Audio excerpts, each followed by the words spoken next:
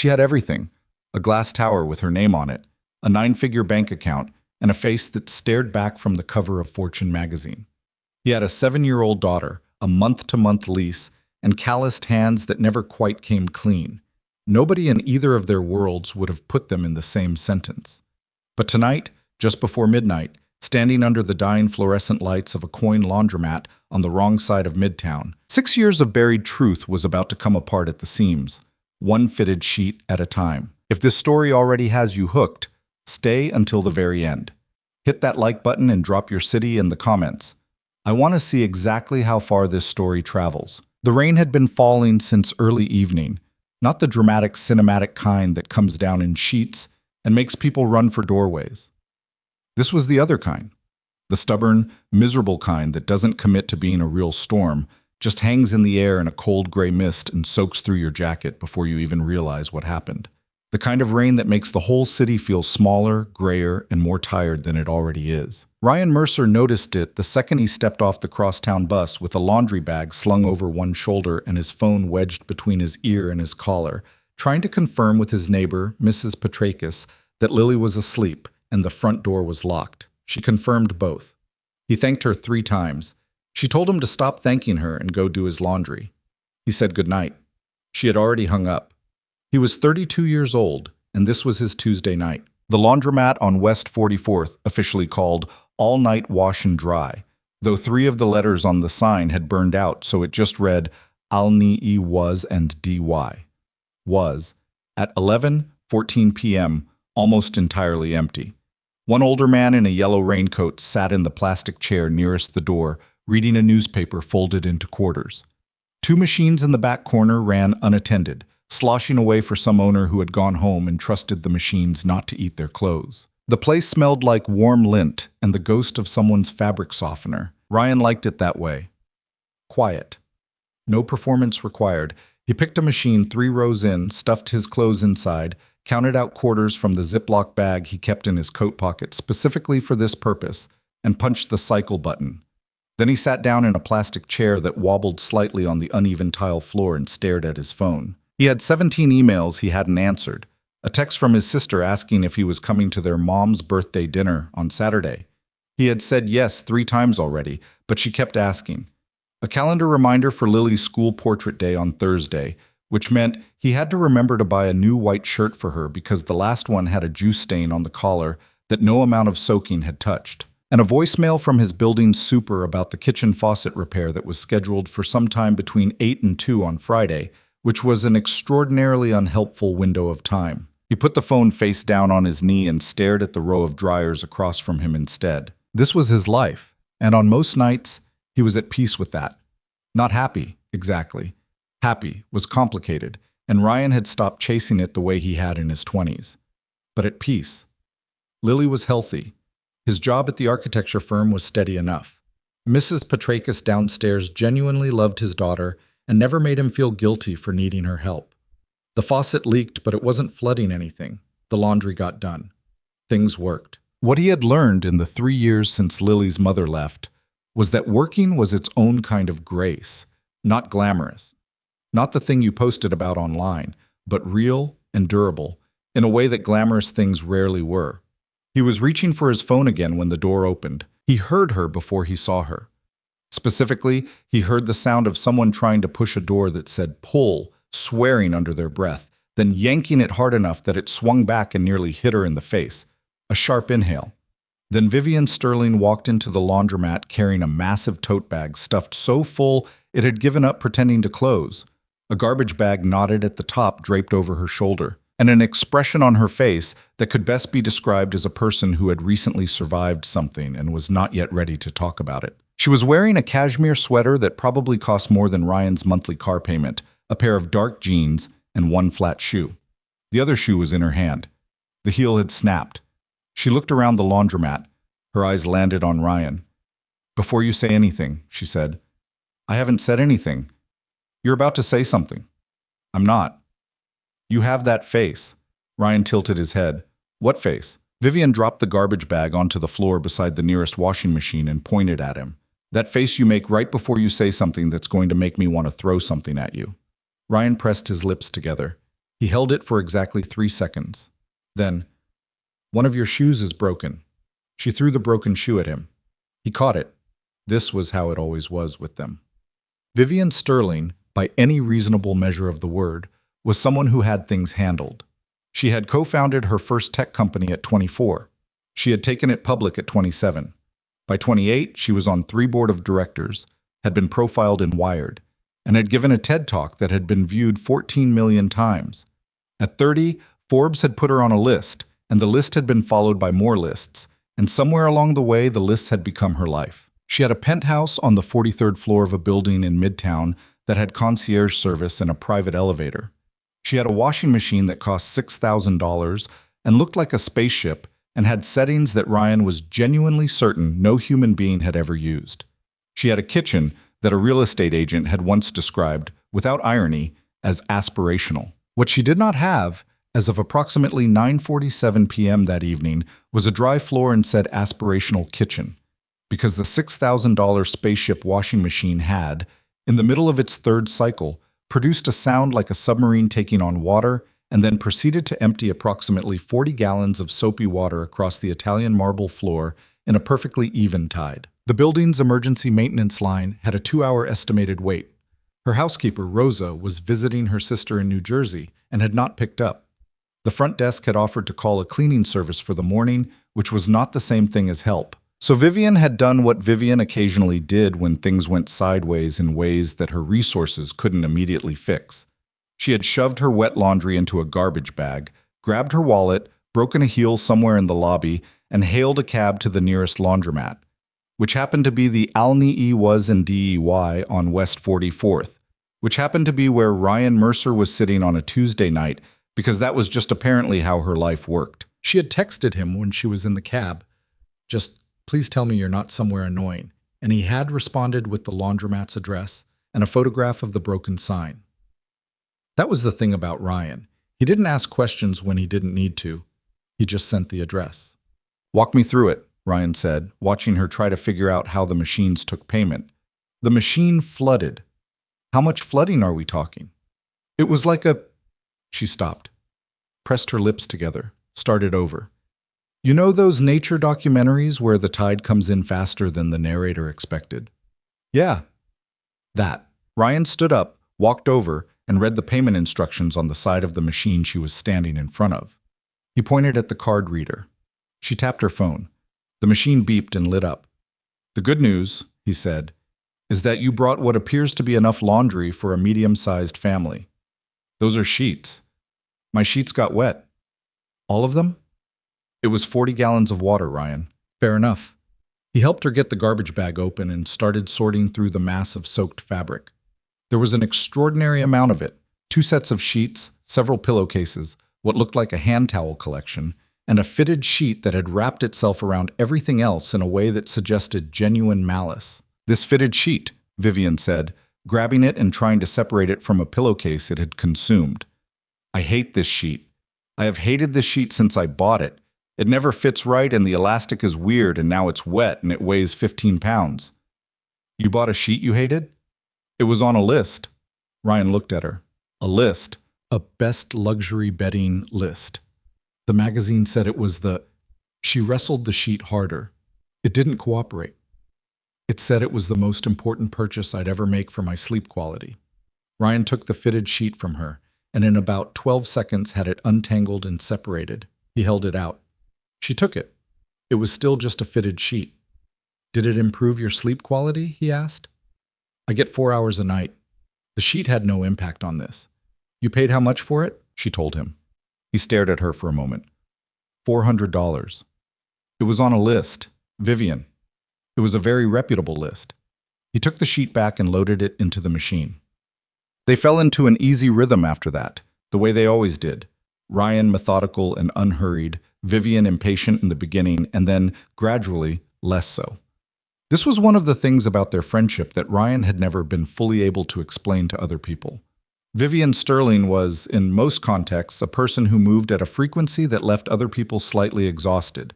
She made decisions fast. She talked fast. She moved through rooms like she had somewhere better to be in 12 minutes. Around him, something shifted. Not slowed exactly. just settled. He had noticed it early on, in the first months of their friendship, but he had never said anything about it because it felt like the kind of observation that, if you named it, might scare it away. They had met 6 years ago through a mutual friend at a gallery opening that neither of them had wanted to attend. Ryan had been dragged along by his then-girlfriend. Vivian had been there for a client. They had ended up in the same corner by the drinks table, both silently judging a large abstract canvas that appeared to be mostly brown. "What do you think it means?" she had asked, not looking at him. "I think it means someone had a lot of brown paint," he had said. She had laughed. Not the polished public laugh, the real one, which was slightly too loud and involved her covering her mouth a little, like she hadn't quite meant to. That was the version Ryan had been trying to get out of her ever since. They had talked for 2 hours. He had gotten her number. She had texted him first at 11 the next morning, a photo of a brown abstract print at a coffee shop near her office with the caption, "They're everywhere." 6 years later, they talked most days. They had seen each other through things.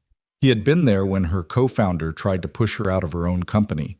Long phone calls at midnight, Ryan pacing his apartment while Lily slept, and Vivian talked through every option in her precise, controlled voice that only cracked once, briefly, and then was immediately put back together. She had been there the night Lily's mother sent the final paperwork, when Ryan sat on his kitchen floor at 2 in the morning staring at nothing, and Vivian had shown up 40 minutes later with takeout containers and said nothing for a long time, which was exactly right. They were each other's, in a way that had no clean category, and so had never been given one. By midnight, 4 machines were running. The man in the yellow raincoat had fallen asleep in his chair. The rain outside had, if anything, gotten more committed. The vending machine by the door offered a selection that included crackers, 2 kinds of chips, a granola bar that had been there long enough to be historical, and a small package of Oreos that Vivian had identified as her target. She fed it dollar bills. It took 3 of them before the machine cooperated. She came back to the folding table where Ryan was making a genuinely optimistic attempt at folding a king-size fitted sheet, an activity that Ryan privately believed was impossible, but continued to attempt on principle, and dropped the Oreos between them. 50-50, she said. "You didn't get crackers?" She looked at the vending machine. The crackers looked sad. All laundromat crackers are sad. That's their natural state. She pushed herself up onto the edge of the folding table, sitting cross-legged, which Ryan suspected was the kind of behavior she would never allow herself in a public setting where anyone who mattered might see her. He liked that. He liked that this particular version of her existed, and that he was one of the people who got to see it. "Can I ask you something?" she said, pulling the Oreos open. "You're going to anyway." She handed him a cookie. "The woman you were seeing, Maya. What happened with that?" Ryan set the fitted sheet down. He thought about lying, which was something he almost never did with Vivian, which made the impulse notable. "It didn't work out." "You said that 3 months ago." "It still didn't work out." Vivian ate her Oreo with the practiced efficiency of someone who had been eating them since childhood. "Why not, though? She was great." "Okay. She was genuinely great. She was funny, and she was kind, and she was good with Lily, which is the whole thing, that's the entire bar, and she cleared it easily." He picked up the cookie and then put it back down. "It just didn't what?" He looked at Vivian. She was watching him with that quality she had, fully present, no phone, no divided attention, that most people, in Ryan's experience, didn't actually offer. Most people listened while also composing their response. Vivian just listened. "It didn't feel like enough," he said. She was quiet for a second. "Enough how? Like?" He picked up the corner of the fitted sheet again, not because he was going to fold it, but because having something in his hands helped him think. "You know how some things just feel like going through the motions? Like technically everything is correct. Technically you should be happy. And it's not that you're not present, you just—" He stopped. "I don't know how to explain it." "You felt like you were performing it," Vivian said.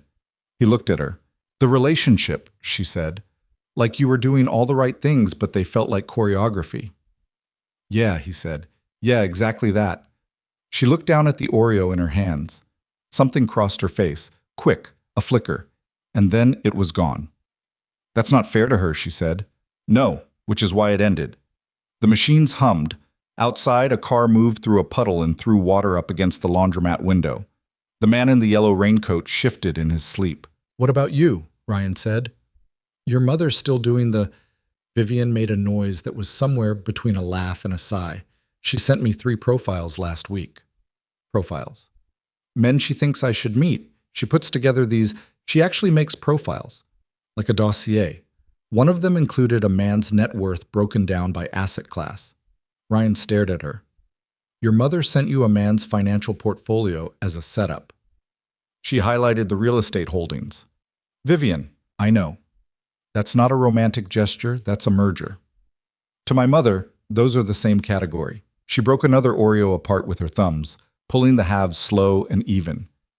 She doesn't understand why I'm not. She stopped. Started differently. She thinks I'm choosing to be alone, like I'm making some kind of statement. Are you? She looked up at him. No. The word was simpler and more unguarded than what usually came out of Vivian Sterling's mouth, and Ryan felt it land somewhere in his chest in a way he immediately decided not to examine too closely. I'm not choosing it, she said. She put the Oreo down. The men my mother wants for me, they're not bad men. They're smart and successful, and the conversation is always perfectly fine, and then I go home and I feel. She pressed her palms flat on the folding table. Nothing. I feel like I just attended a meeting. So stop going. I stop? She escalates. Last time I said no to a setup, she sent me an article about loneliness and cardiovascular health. Ryan put his face in his hand. With annotations, Vivian added.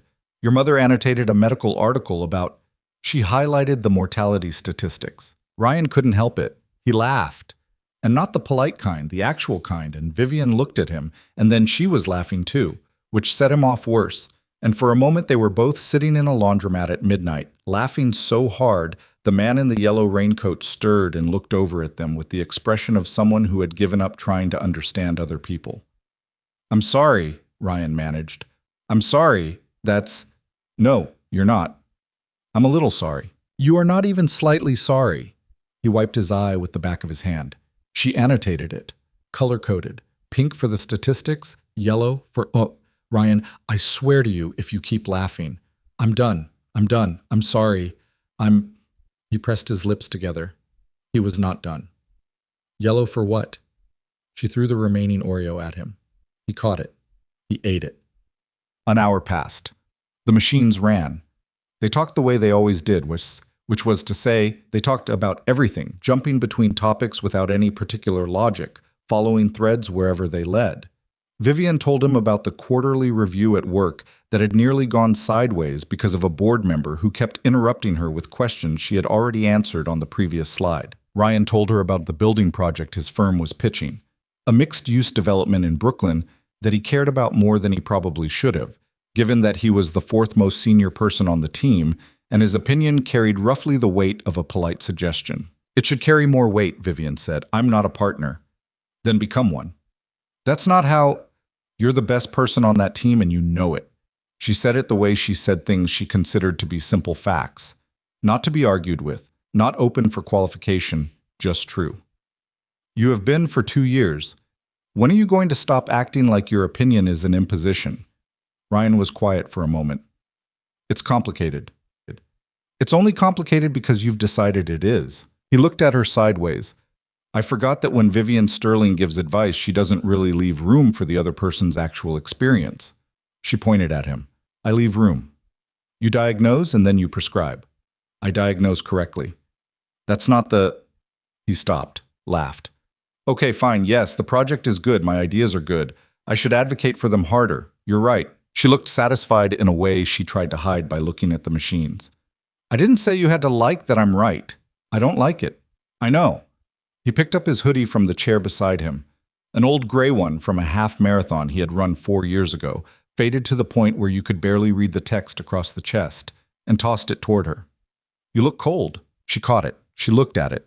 She put it on without comment, pulling it over her cashmere sweater, and Ryan did not say anything about the fact that it was a little too big on her, and she pulled the sleeves down over her hands like people do when something fits wrong in the right way. He picked up the fitted sheet again. Can I tell you something? Vivian said. Usually when you start a sentence like that, it's something I'm not going to be able to unknow. That's not fair. 3 years ago you told me that you'd cried at a commercial for paper towels, and then made me promise never to repeat it. That commercial was emotionally manipulative. They were paper towels, Vivian. It was about a family. She tugged the hoodie sleeves. This is different from paper towels. Ryan set the sheet down and turned to face her fully. Okay, what is it? She was quiet for a second, longer than her usual pauses, which were already short. This was a real pause, the kind that had something waiting behind it. Marcus called me again, she said. Ryan went still. Marcus Webb was Vivian's ex, the one she'd been with for almost 2 years, the one her mother had considered, in her mother's words, the closest to appropriate she'd ever found. He was successful, well-connected, and had a talent for making Vivian feel, in small and difficult-to-describe ways, like she was doing everything slightly wrong.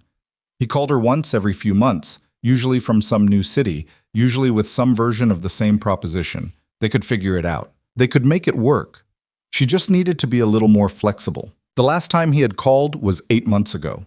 Ryan had listened to 45 minutes of Vivian processing what he had said, and then had told her clearly and without decoration what his opinion was, which was that Marcus Webb was skilled at making reasonable-sounding arguments for things that were not reasonable, and that Vivian deserved better than someone who called her from airport lounges to renegotiate the terms of her own worth. She had listened. She had been quiet for a moment, and then she had said, "You might be right," which was, from Vivian Sterling, a complete surrender. "What did he want?" Ryan said. "He's in New York for 3 weeks. He wants to have dinner." "What did you say?" "I said I'd think about it." Ryan turned that over. He chose his words. "Why?" Vivian looked at him. "What? Why would you think about it? You know what that dinner is. You've had it before." "People change." "Vivian, I'm not saying I'm going." She pulled at a loose thread on the hoodie's cuff. His cuff. I'm saying I thought about it for about an hour, and that probably means something, and I'm not sure what." "What does it mean to you?" She looked down. "I don't know. Maybe I'm tired of being—" She stopped. Revised. "It's late, and I'm sitting in a laundromat, and my kitchen floor is covered in soapy water, and my mother sent me a man's investment portfolio, and I'm tired of being—" She didn't finish the sentence. She pressed her lips together. And Ryan, who had known her for 6 years and could read her silences the way some people could read text, understood what the end of the sentence was. Tired of being alone. He sat with that for a moment. The machines kept running. The fluorescent light above the third row of washers buzzed and flickered, something it had been doing since they arrived, and the sound of it was the only thing in the room besides the rain. "You're not calling Marcus," Ryan said. Quietly. Not an instruction, just a certainty. Vivian looked at him. Her expression was complicated in a way she hadn't quite closed off the way she usually did. "Is that what you think?" "It's what I know." She held his gaze for a moment, then she looked away, out through the wet window at the street. A cab moved through a puddle. The rain kept falling. "He used to make me feel like I was too much," she said, not looking at him. "Too driven. Too controlled.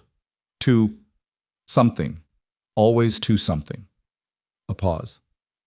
"I never feel like that with you." The sentence sat between them. Ryan did not move.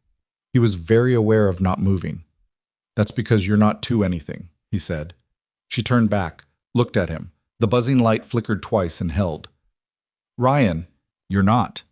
He said it plainly, without poetry, because that was the only way he knew how to say things that actually mattered. Everything Marcus called too much was just you. The way you think, and the way you move through the world, and the way you can't let a problem exist without immediately trying to solve it. That's not too much. That's who you are. Vivian was quiet. The kind of quiet that means something is being held very carefully. "I wish you'd been around when I was with him," she said finally. Her voice was steady, but it was a practiced steady. "I was around. Not like this." She pressed the heels of her palms against the table. "Not saying things like that." Ryan looked at the machines for a moment. He could feel his own heartbeat in an inconveniently specific way. "The dryer's probably done," he said. Vivian let out a breath. "Yeah, probably." Neither of them moved. The man in the yellow raincoat woke up at 12:40, looked around, apparently determined that whatever he had been waiting for was either done or not coming, gathered his things, nodded at Ryan in the vague way of a person acknowledging another human's existence without committing to it, and left. After that, they were alone. The 4 machines ran. The fluorescent light buzzed. The rain hit the window. Ryan pulled the dryer open and started transferring his clothes into a pile on the folding table. Vivian came to stand on the other side and started sorting without being asked, the way she always had. Not because she had to, but because it had always just been what they did. He washed, she sorted, and somewhere in the dividing of socks and t-shirts, they always ended up in the same conversation they had been circling for years without ever quite entering. He picked up one of his work shirts, a plain blue button-down that she had once told him made him look like a person with his life together, which was the nicest possible version of the bar she was setting. He folded it. She picked up a pair of his daughter's pajamas, small and covered in a pattern of yellow suns, and without saying anything folded them with the kind of care you only give to small things.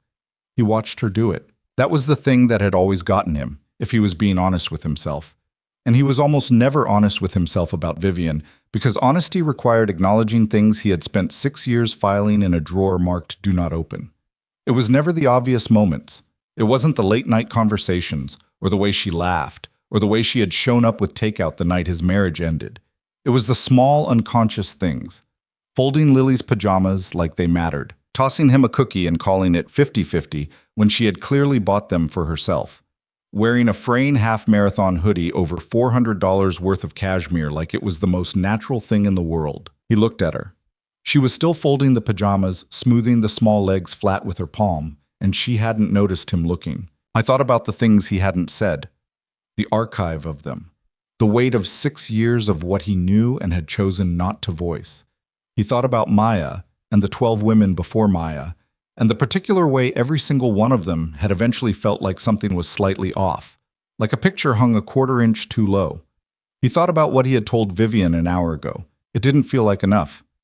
And about the thing he had not added, which was the reason why. His washer beeped. The cycle was done. He didn't move to get it. "Can I ask you something?" he said. Vivian looked up. She had the pajamas in her hands. "Sure. And I need you to actually answer it, not the diplomatic version." Something shifted in her expression, a kind of careful attention. "Okay." He picked up the edge of the folding table with both hands, not looking at her. Outside, the rain had finally started to let up. He could hear it going quieter against the glass, losing confidence. "That night," he said, "your birthday, the year you turned 28, when the party went wrong." Vivian went still. "The caterer canceled and the venue flooded." "I remember," she said quietly. "And you called me at 10 at night and you were—" He stopped. "You weren't crying. You were doing that thing you do where you're not crying, but everything in your voice is." She didn't say anything. "And I came over, and we ate the cake your assistant had ordered, even though it had fallen on one side because you'd put it in the fridge wrong. We sat on your kitchen floor and ate lopsided birthday cake at 11 o'clock. He finally looked at her. "And you were laughing by the end of it. Do you remember that?" "Yes," she said. Her voice was quiet, very steady. "That night," Ryan said, "I drove home at 1 in the morning and I sat in my car in the parking garage for 20 minutes because I couldn't make myself go upstairs." He held her gaze. "Because I knew when I got up there and the door closed, I was going to have to put back whatever it was I had taken down while I was with you, and I was tired of putting it back." The silence in the laundromat was so complete that the distant buzz of the fluorescent light was suddenly very loud. Vivian's hands had stopped on the pajamas. "I've been putting it back for 6 years," Ryan said. "Every time I leave. Every time one of those relationships ends because it's not right. And I keep not letting myself look directly at why it's not right." He exhaled. "And He pressed his lips together. "I'm so tired of it." Vivian set the pajamas down on the table, very carefully. She wasn't looking at him. "Ryan, you don't have to say anything." His voice came out rougher than he intended. I'm not asking you for anything. I just needed to—" "Stop." She said it quietly, but it landed hard enough to cut him off. He stopped. She was looking at him now, and the careful composure she carried like armor, the precise, controlled surface she presented to boardrooms and journalists and her mother's dinner parties, had something moving underneath it. "Do you remember," she said slowly, "what you said to me on the kitchen floor that night?" He didn't. "You said, 'The party doesn't matter. The only part of any night that matters is what you actually remember.'" Her voice wavered once, fractionally, and then steadied. "I've thought about that night more times than I can count, not because of the cake or the flooded venue, or any of it." She swallowed. Because of the floor. Because of you, sitting on my floor at 11 at night, acting like there was nowhere else in the world you would rather be. Ryan was very still. I knew that night, she said. Her voice had gone quieter, but she didn't look away. I sat on that floor eating lopsided cake, and I knew. And I spent the next 4 years calling it something else because her jaw tightened for a moment. Because you were the safest thing I had. And I was terrified of what happened if I was wrong. If I said it, and you looked at me differently, and I lost. She stopped, her hands pressed flat on the table. I was terrified of losing what we already were. The rain had stopped. Ryan realized it had stopped. The window was silent now, the city outside going about its late business in a cleared night air. He came around the end of the folding table. She didn't move back. She watched him come, and he watched her watch him, and her chin lifted slightly the way it did when she was bracing for something. Not away from it, but toward it, the way she ran toward every other hard thing in her life. I'm not going to look at you differently, he said. She made a sound that was almost a laugh. You can't promise that. No, he said. You're right. I can't. He was standing a foot from her now, close enough that he could see the reflection of the buzzing fluorescent light in her eyes. I can only tell you that I've looked at you the same way for 6 years, and it hasn't changed once. Vivian's breath came out in a way that wasn't quite steady. I'm not great at this, Ryan said. I should probably say something. I don't know, better, smoother. I'm not. If you say something smooth, I'm going to think you rehearsed it, and I'll leave, she said. Okay, he exhaled. Then just, it's you. It has been you. And I'm sorry it took a broken washing machine and a $400 fitted sheet and a terrible vending machine at midnight for me to stop being a coward about it. The sound she made was not quite a laugh, but it had a laugh somewhere inside it, and the tension in her face broke open in the way that only happened when something real had landed exactly right. He leaned forward and kissed her. It was not a perfect first kiss. It was slightly off-center because she was still almost laughing, and his hand found the side of the folding table instead of where he was aiming, and one of the dryers chose that exact moment to bump into its final cycle and rattle loudly in its housing. None of that mattered. Her hand came up and caught the front of his jacket, holding on like she had somewhere to anchor, and everything that had spent 6 years being carefully folded and put away came undone at once, quietly, in a laundromat at 1 a.m, with a broken sign and a buzzing light and a fitted sheet they had never successfully folded sitting on the table between them. Outside, the rain was done. The city carried on. A cab somewhere beeped twice.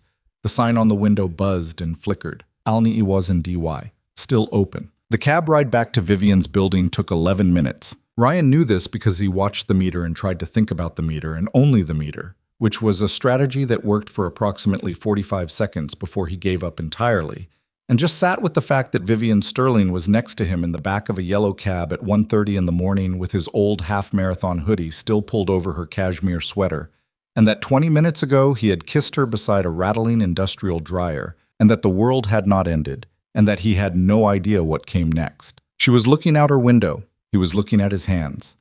The driver had the radio on low, some late-night talk station, a voice discussing something he couldn't track. You're doing it again, Vivian said, still looking at the window. Doing what? Thinking so loud I can hear it. I'm not thinking loud. You get a crease right here. She turned from the window and touched the spot between his eyebrows briefly with one finger. Brief enough to be nothing, precise enough to be something. You've had it for 10 minutes. Ryan caught her hand before she pulled it back. He wasn't sure he had made a decision to do that. His hand just moved. She looked down at their joined hands and then back up at him, and the expression on her face was not the closed, composed version he had spent years learning to read around. It was something more open, something that looked, in the passing light of the street lamps they moved through, a little like she hadn't slept in a very long time and had only just sat down. I'm not panicking, he said. I didn't say you were panicking. I can see you wondering if I am. She considered this for exactly 1 second. I'm wondering a little. I'm not. He turned her hand over in his, which was something he had never done before, and which now, doing it, felt less like a new thing, and more like a thing that had been there waiting. I've been panicking for 6 years. This is the opposite of that. The cab stopped at a red light.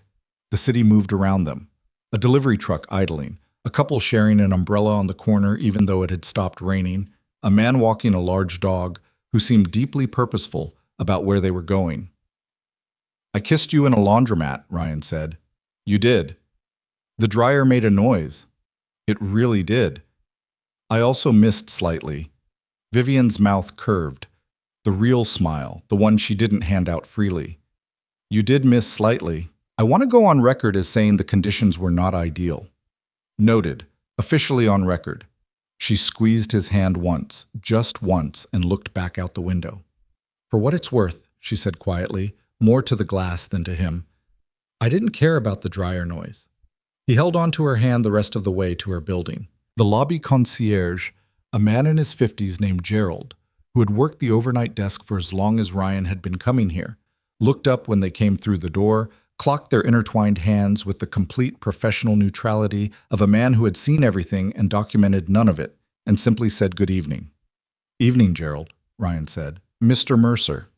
Then to Vivian, Ms. Sterling, the cleaning crew left at midnight. They did a preliminary job on the kitchen. Full service resumes in the morning. Thank you. Vivian shifted her laundry bag to her other shoulder. Good night.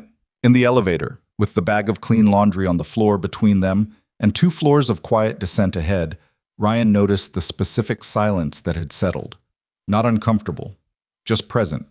The kind of silence that knew things had shifted and was giving everything room to adjust. You don't have to come up, Vivian said.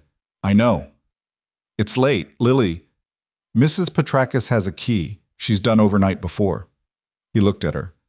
I want to make sure the kitchen isn't Ryan.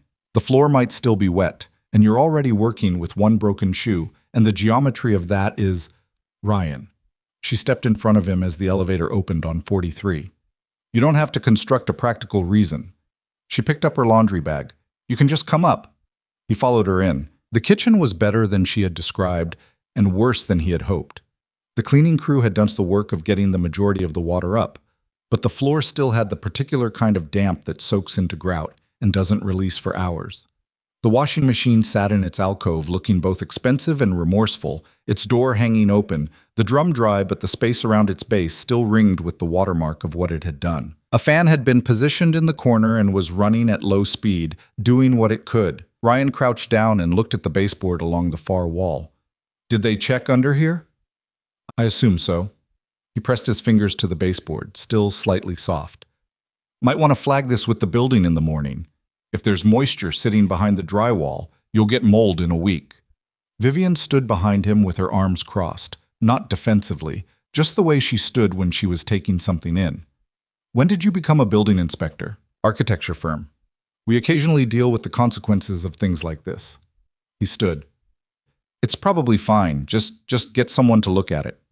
She was watching him in a way that was slightly different from how she usually watched him, and he noticed it the same way you notice a change in room temperature, gradually and then all at once. What? He said. Nothing. She uncrossed her arms. You want tea? I think I have. She moved to the cabinet and opened it. Something. I have something. It might be Ryan's. Why would I have tea in your cabinet? Because 6 months ago you came over when you had a cold and you brought that specific kind you like, and then left it here. She pulled out a box.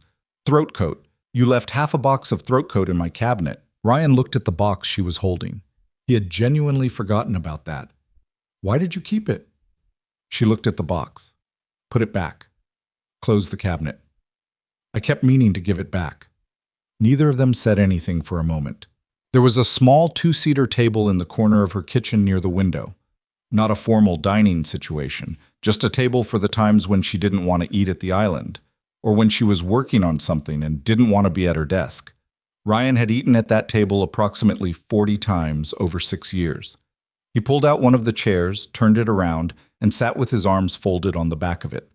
Vivian made tea. She made 2 cups, because apparently she had decided to have some as well.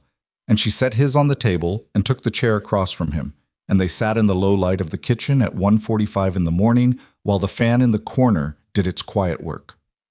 My mother is going to, Vivian started and then stopped. What? She's going to be insufferable about this. Ryan wrapped his hands around the mug. Does your mother need to know? Vivian looked at him over the rim of her tea. She has an information network. I'm not being dramatic. Her book club is essentially an intelligence operation. A book club. They don't read the books. They talk about their children. She sipped her tea. In detail, with follow-up questions. Ryan considered this. Okay, how bad is it actually that she's going to find out? Vivian set her mug down. She picked at a small imperfection on the edge of the table that had been there as long as Ryan could remember. A tiny chip in the painted wood from when she had dropped a pan years ago. She worried at it with her thumbnail the way she did when something was sitting heavy. She's going to decide she was right, Vivian said. About what? About... She stopped, looked at him directly. She has never once not told me what I should do, who I should be with, how I should handle things, what version of my life looks most correct. And the thing is, she exhaled slowly, the thing is, she's going to see this and she's going to say I told you so because she has been telling me for years that what I needed was someone grounded and someone real. And what she meant was someone who wasn't competition and someone I could manage. And you are not, she pressed her lips together, you are not something I can manage. I'm deeply ordinary, Ryan said. In your mother's preferred metrics, I have no assets worth highlighting. You are not ordinary. She said it with more force than she had probably intended, and then the force of it seemed to surprise her slightly. She looked at her tea. You are not ordinary, and she will see that immediately, and she will decide it's her victory, and I will have to listen to her be right for the rest of my life. Is that actually the problem? Ryan said carefully. Or is the problem that you don't want anyone to have a claim on how this started? Vivian looked up. He turned his mug in his hands. You've spent a long time having people tell you what your life should look like, and this is yours. And even if it's good, having someone say I saw this coming is it's like it stops being mine, she said. Yeah, she was quiet for a long moment. The fan in the corner made its steady sound. The city outside the window was at its quietest, that particular hour when even New York drops to a low murmur.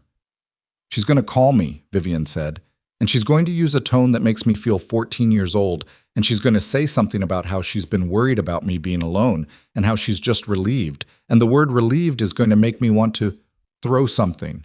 Yes, at her or at me? Vivian looked at him. For a second it hung there, and then she said, Depends on how the conversation goes. Ryan laughed. She laughed. It broke something loose in the room and the air got easier. He reached across the small table and touched the back of her hand. Not taking it, just resting his fingers there. Tell her whatever you want. Tell her nothing. This doesn't belong to her diagnosis. Vivian turned her hand palm up, and he laced his fingers through hers, and she looked at their hands the way she had in the cab, like she was checking whether it was real. Can I ask you something? She said. When you start like that, I know it's something big. It's not big, it's... She paused. It's about Lily. Ryan went still in the specific way he went still when his daughter's name came up in a context he hadn't expected. I'm not... Vivian started. I know this matters. I know she's the whole thing. I just want to know if you... She stopped again, and the controlled surface had something underneath it that was closer to genuine uncertainty than he had seen from her in a long time. I want to know if you're worried about how she... Lily loves you, Ryan said. She knows me as your friend. She doesn't actually make that distinction. Vivian tilted her head slightly. She's 7, Ryan said. She doesn't think about categories. She knows you as a person who shows up. You fixed her school project about bridges when the whole glue section fell apart. And you spent 2 hours on it when you had, I don't even know what you had that day, a board meeting or something? A board meeting. And you stayed and fixed the bridges. And she knows you bring her the good crackers, not the ones from my cabinet which she has opinions about. The crackers in your cabinet are structurally unsound. She used those exact words. Something in Vivian's expression softened in a way it only did around Lily, carefully, like something being handled that could break. She's very precise for 7. She has opinions about crackers. She has opinions about everything. He squeezed her hand. I'm not saying it's simple. There's no world where it's simple. But I'm not worried about Lily. He looked at her steadily. I'm only worried about the things worth worrying about. Which are, he thought about it honestly, that we've been each other's, he searched for the right word, each other's anchor for 6 years, and that has worked. And changing something that works is always, he pressed his lips together. I'm not afraid of losing you. I'm afraid of us deciding this was a mistake and then trying to go back to what we were and finding out we can't. Vivian was very quiet. That's the real thing, he said. Not Lily. Not your mother. That's the part that kept me from saying anything for 6 years. She didn't answer immediately. She looked at their hands on the table, his rougher, hers more deliberate, and she said finally, I don't think we can go back, even if we wanted to. No? We already couldn't, Ryan. That's the thing you haven't said yet, but I know you know. She met his eyes. It was never going to stay the way it was. People don't. You don't feel what I feel, and I feel what you feel, and everyone around us has been looking at us for years like we're the last two people to find out about something obvious. And it was already changing whether we said anything or not. Her jaw was set in the way it got when she had decided something. So I'd rather be in the version where we said it. The fan ran. The city murmured. Ryan looked at her across the small kitchen table in the low light, at the fading mascara, and the borrowed hoodie, and the single intact shoe she'd eventually taken off and left by the door, and thought, 6 years. 6 years of nearly saying this, and the version where they finally did was at 2 in the morning in a kitchen that still smelled faintly of soapy water. Okay, he said. She searched his face. Okay, okay. He turned her hand over and pressed it flat between both of his. I'm in the version where we said it. She looked at him for a long moment. Then she nodded. Once. Firm, like a decision made and not to be revisited. The way she made every decision that actually mattered. They finished their tea. Ryan found the mold risk in the baseboard was probably fine. Vivian made him look at the washing machine manual anyway because she wanted confirmation, not reassurance. And he read the troubleshooting section dutifully and confirmed that the flood was a mechanical failure and not a user error, which seemed to genuinely matter to her. He stayed until almost 3. She didn't ask him to leave, and he didn't offer to. When he finally stood up, she walked him to the door in her socked feet. The fitted sheet, she said, at the door. I never did get it folded. No one has ever successfully folded a fitted sheet. The idea that it can be done is a collective fiction humans maintain to feel in control of their lives. That's bleak. It's honest. He picked up his jacket from the hook by the door. She had a hook by the door, specifically because he was always forgetting his jacket, a fact he had never examined too closely. He put it on. She was watching him from inside the door, arms loose at her sides, the hoodie still on, looking less like a fortune cover and more like a person who had just spent several hours becoming something different and hadn't yet had time to process what. He leaned in and kissed her once, briefly, at the corner of her mouth. Less dramatic than the laundromat, more deliberate. She put one hand flat on his chest and didn't push, just held. Good night, Vivian, he said. Good night. A pause. Ryan. He was already in the hallway. He turned. She had one hand on the door frame. In the light from the apartment, she looked like the answer to a question he had been trying to word correctly for years. I'm glad the machine broke, she said. He smiled. Me too. He waited until the door closed. Then he walked to the elevator, pressed the button, and stood in the quiet hallway of the 43rd floor while the elevator came up from the lobby. He was not performing okay. He was actually okay. For the first time in longer than he could measure, things were exactly as complicated as they needed to be, and not 1 degree more. The elevator opened. Gerald nodded when he came through the lobby.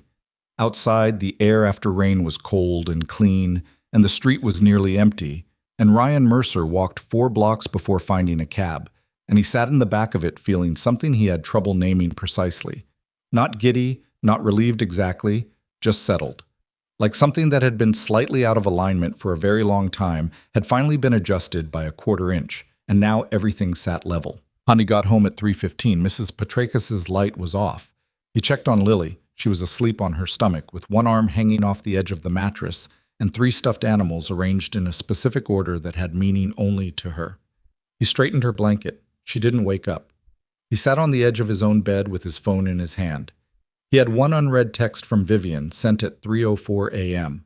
It said, still thinking about the laundromat crackers. They really were sad. He stared at it for a moment. Then he typed, they were objectively the saddest crackers I've ever seen. And I've been in a lot of laundromats. Her response came back in under a minute, which meant she hadn't been sleeping either. You need a wider metric for sadness. He put the phone on the nightstand. He lay back on the bed without taking his jacket off and stared at the ceiling for a while. And then he closed his eyes. I was asleep in 3 minutes, which was faster than he had managed in months. He did not dream about anything in particular. But when he woke up the next morning to Lily standing in his doorway, announcing that there was no orange juice and that this was a crisis, His first thought was not about the project at work, or the faucet that still leaked, or the 17 unanswered emails. His first thought was the way Vivian had held the door frame in the light at 2 in the morning and said, "I'm glad the machine broke." He lay there for exactly 4 more seconds, listening to Lily explain in exhaustive detail the orange juice situation and what she considered the acceptable crisis response options to be. Then he got up. He was in the kitchen finding the backup carton of juice he kept in the pantry when his phone buzzed on the counter. Not Vivian. His sister Dana, texting at 7:42 in the morning with her characteristic restraint. "Mom's birthday dinner, Saturday. You said yes 3 times. If you cancel, I'm telling her it was your idea to do the thing with the cards at Thanksgiving." Ryan had no memory of what the thing with the cards at Thanksgiving had been, but he knew from Dana's tone it was being held over him as genuine leverage. He texted back, "I'll be there." He handed Lily her juice. She examined it with the seriousness of a quality inspector and then declared it acceptable. He made her eggs.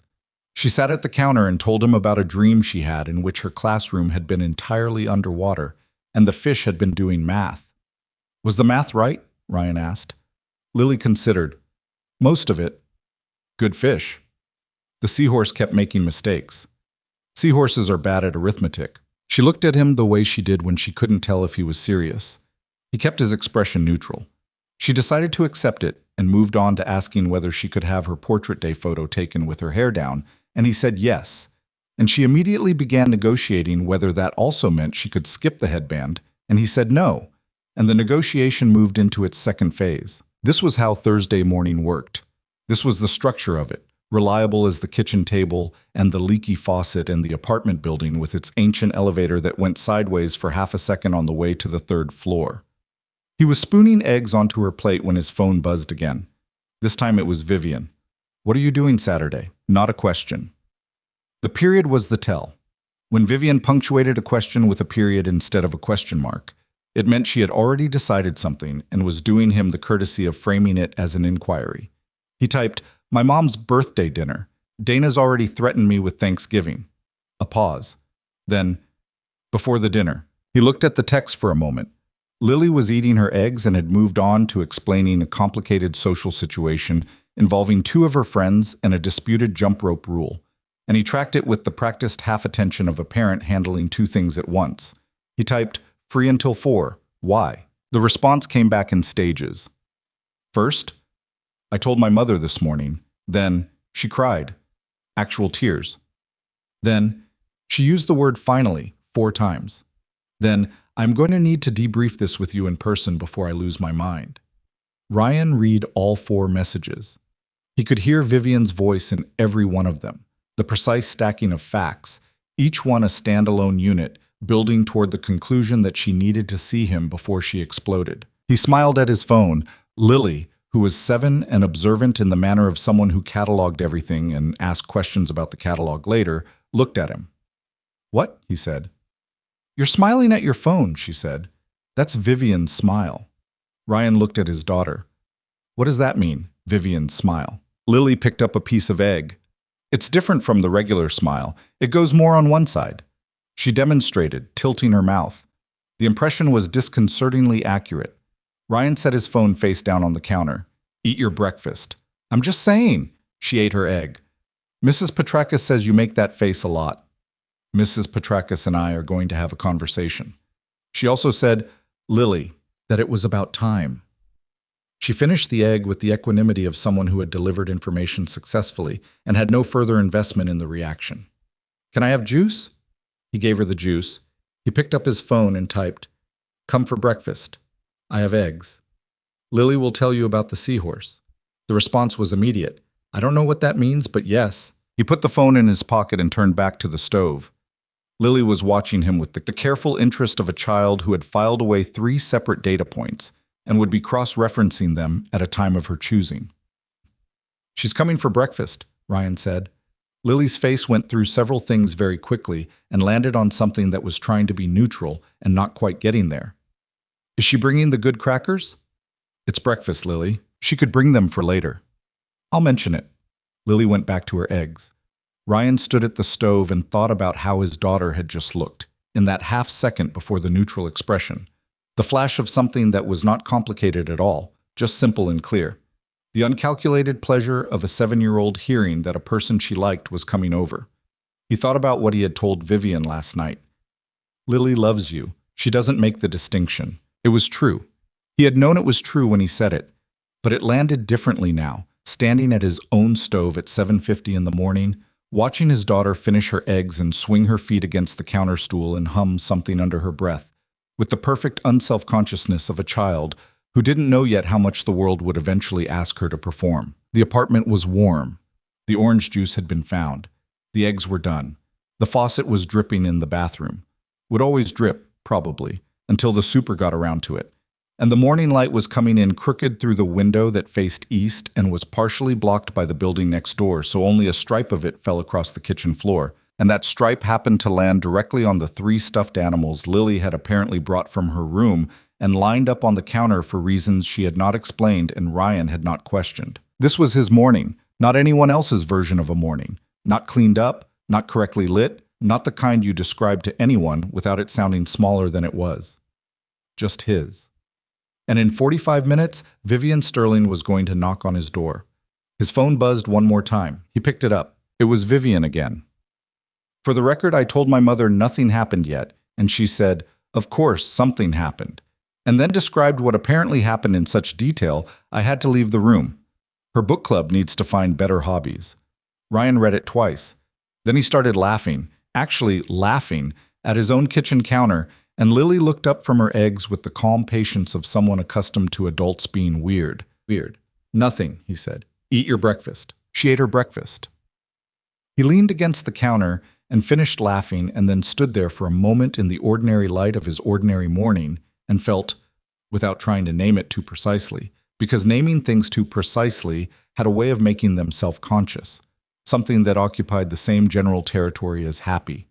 Not the kind you chased, not the performed version, the other kind, the durable kind, the kind that was already there before you noticed it. Vivian arrived at 8:43 with a paper bag from the bakery 2 blocks from Ryan's apartment, the one he had mentioned exactly once, 8 months ago, in the context of explaining why he sometimes left the house early on Saturdays. She had remembered the name.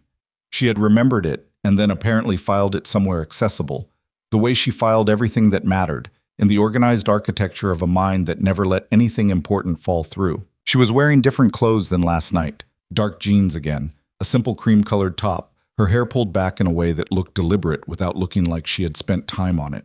She had fixed the shoe situation. She was carrying a coffee in each hand and had managed to hook the bakery bag over one wrist. And when Ryan opened the door, she looked at him with the expression of someone who had been awake since before 6 and had already survived one phone call that would have put most people in bed for the rest of the day.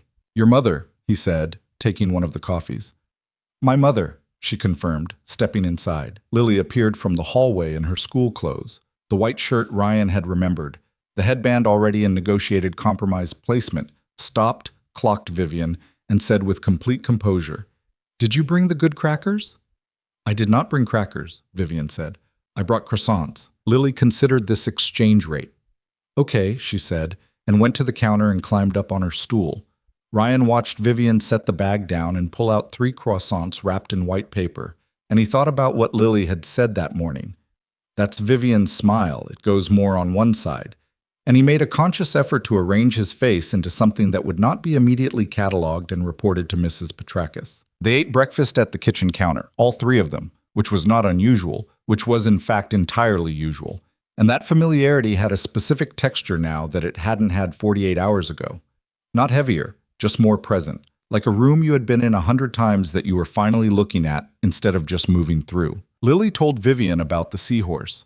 Vivian listened with the full attention thing she did, the no phone, no divided interest version, and asked 3 follow-up questions that Lily clearly did not expect, and that elevated the conversation to a level Ryan was only partially following. Somewhere in the middle of it, he stopped tracking the content and just watched them. His daughter talking with both hands the way she did when she was genuinely engaged. Vivian leaning forward on the counter with her coffee cradled in both palms, asking about the math the seahorse kept getting wrong as if this were a reasonable avenue of inquiry. I thought, this is not new. This has been the Thursday morning version of things for 2 years. He also thought, it is somehow entirely new. He did not examine this contradiction too carefully. He ate his croissant. After Lily left for school, collected at the door by Mrs. Petrakis, who looked at Ryan and then at Vivian and then at Ryan again with an expression so composed it could only be concealing something enormous. The apartment went quiet in the way it did after Lily's particular kind of energy departed. A different atmospheric pressure. Vivian topped off her coffee from Ryan's pot without asking and sat down at the kitchen table. The same table she had been sitting at 6 years, the specific chair she always took, the one facing the window. "Tell me about your mother," Ryan said. She wrapped both hands around the mug. "She cried." "You said, happy crying?" "With my mother it's hard to tell. She cries the same way for things she's happy about and things she considers vindications, and in this case it was both." She looked at the table. She said, and I'm going to repeat this exactly so you understand what I'm dealing with. She said, "Vivian, I have been lighting a candle for this since 2021. Ryan opened his mouth. "Don't," Vivian said. "I'm not saying anything. You're about to say something about the candle. I'm just wondering what kind of candle, like a birthday candle or a..." She has a candle subscription. It's a whole thing. I don't want to talk about the candle. She pressed her fingers to her forehead. She then asked me 3 questions I am not going to repeat, and then she said she needed to call Patricia. "Who is Patricia?" "Her book club. I told you about the book club. Patricia is a member of the intelligence operation. Patricia is the intelligence operation. My mother is just the one with the candle subscription." Vivian exhaled slowly. "By noon today, everyone in my mother's social radius is going to know. By tonight, it will have been embellished. By Saturday, my mom's birthday dinner is Saturday." She looked at him. He looked at her. "Your mother doesn't know yet," Vivian said. "My mother doesn't know yet," Ryan confirmed. "Does Dana know?" "Dana knows about everything. Dana has always known about everything. Dana once told me at a family dinner that it was..." He stopped because he was about to say something that would require explaining things he had not intended to explain before 8:30 in the morning. "That it was what?" Vivian said. He picked up his coffee. "That it was obvious." Vivian went still in the specific way she went still when she was adjusting to information. She said it was obvious. She said a lot of things. Dana talks constantly. I've mostly learned to filter. When did she say this? He turned his mug in a circle. A while ago. How long a while? Dana's definition of obvious and the actual timeline of events don't necessarily... Ryan. He looked at her. She had the expression she got when she was going to get the real answer, and they both knew it, so the amount of time he spent not giving it was essentially just overhead. 2 years ago, he said, give or take. Vivian processed this quietly. 2 years ago, your sister told you it was obvious that you had feelings for me. She was very Dana about it. What does that mean? It means she said it while eating a sandwich and watching a home renovation show, and she didn't look up from either, like it was just a piece of information she was passing along. He set his mug down. She also said that if I didn't do something about it, eventually she was going to intervene, which I took seriously because Dana's interventions are, what kind of interventions? She once rearranged a friend's entire living room while he was on a business trip to improve his, quote, spatial energy. He didn't notice for 3 days. Ryan looked at the window. She's creative. I preferred to handle it myself. Vivian was quiet for a moment.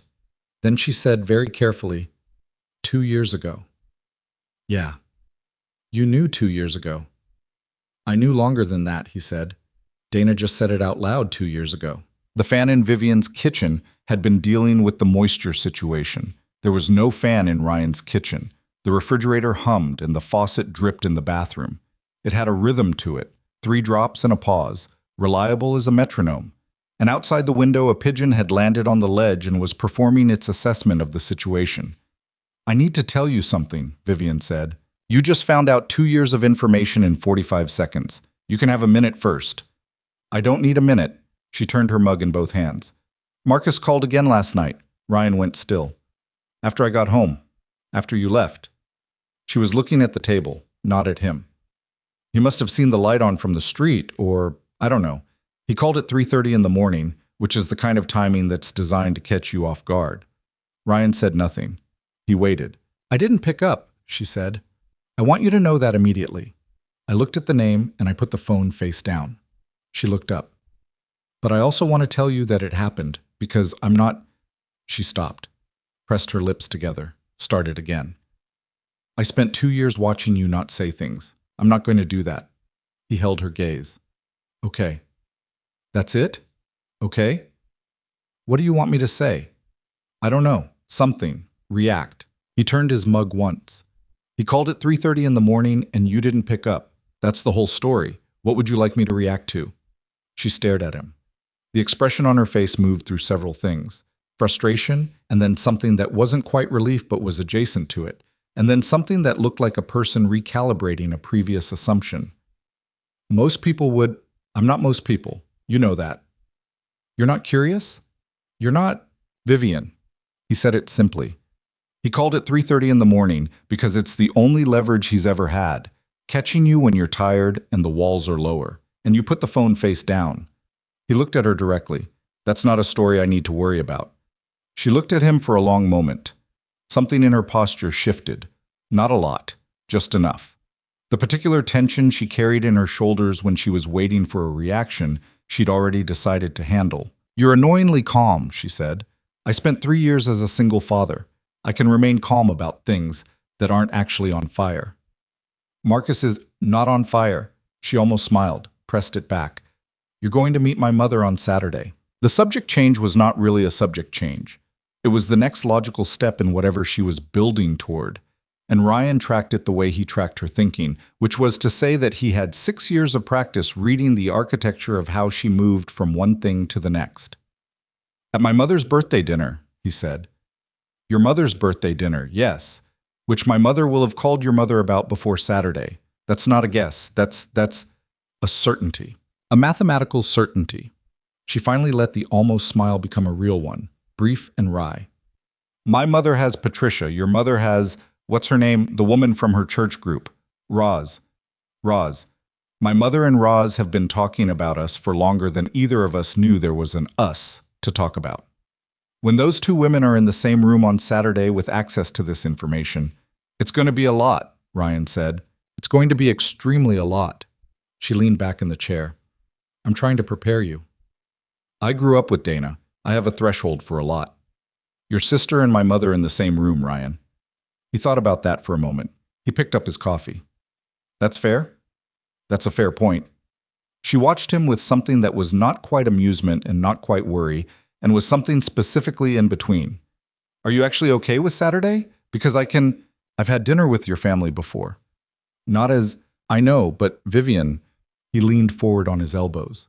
Your mother is going to ask me questions, and I'm going to answer them. And Dana is going to make at least 2 jokes at my expense, and I'm going to take it. And my mother is going to try to feed everyone additional food, even though there will already be food, which is just what she does. And at some point, your mother and my mother are going to find each other, and that conversation is going to happen whether we want it to or not. He held her gaze. None of that is the part I'm thinking about. What are you thinking about? He paused. Honest pause. Not the kind you perform, the kind you actually need. I'm thinking about my project. She looked at him. The Brooklyn development? We present Thursday. I've been working on the residential component for 6 weeks, and Chen, the partner running the pitch, hasn't read the full version yet.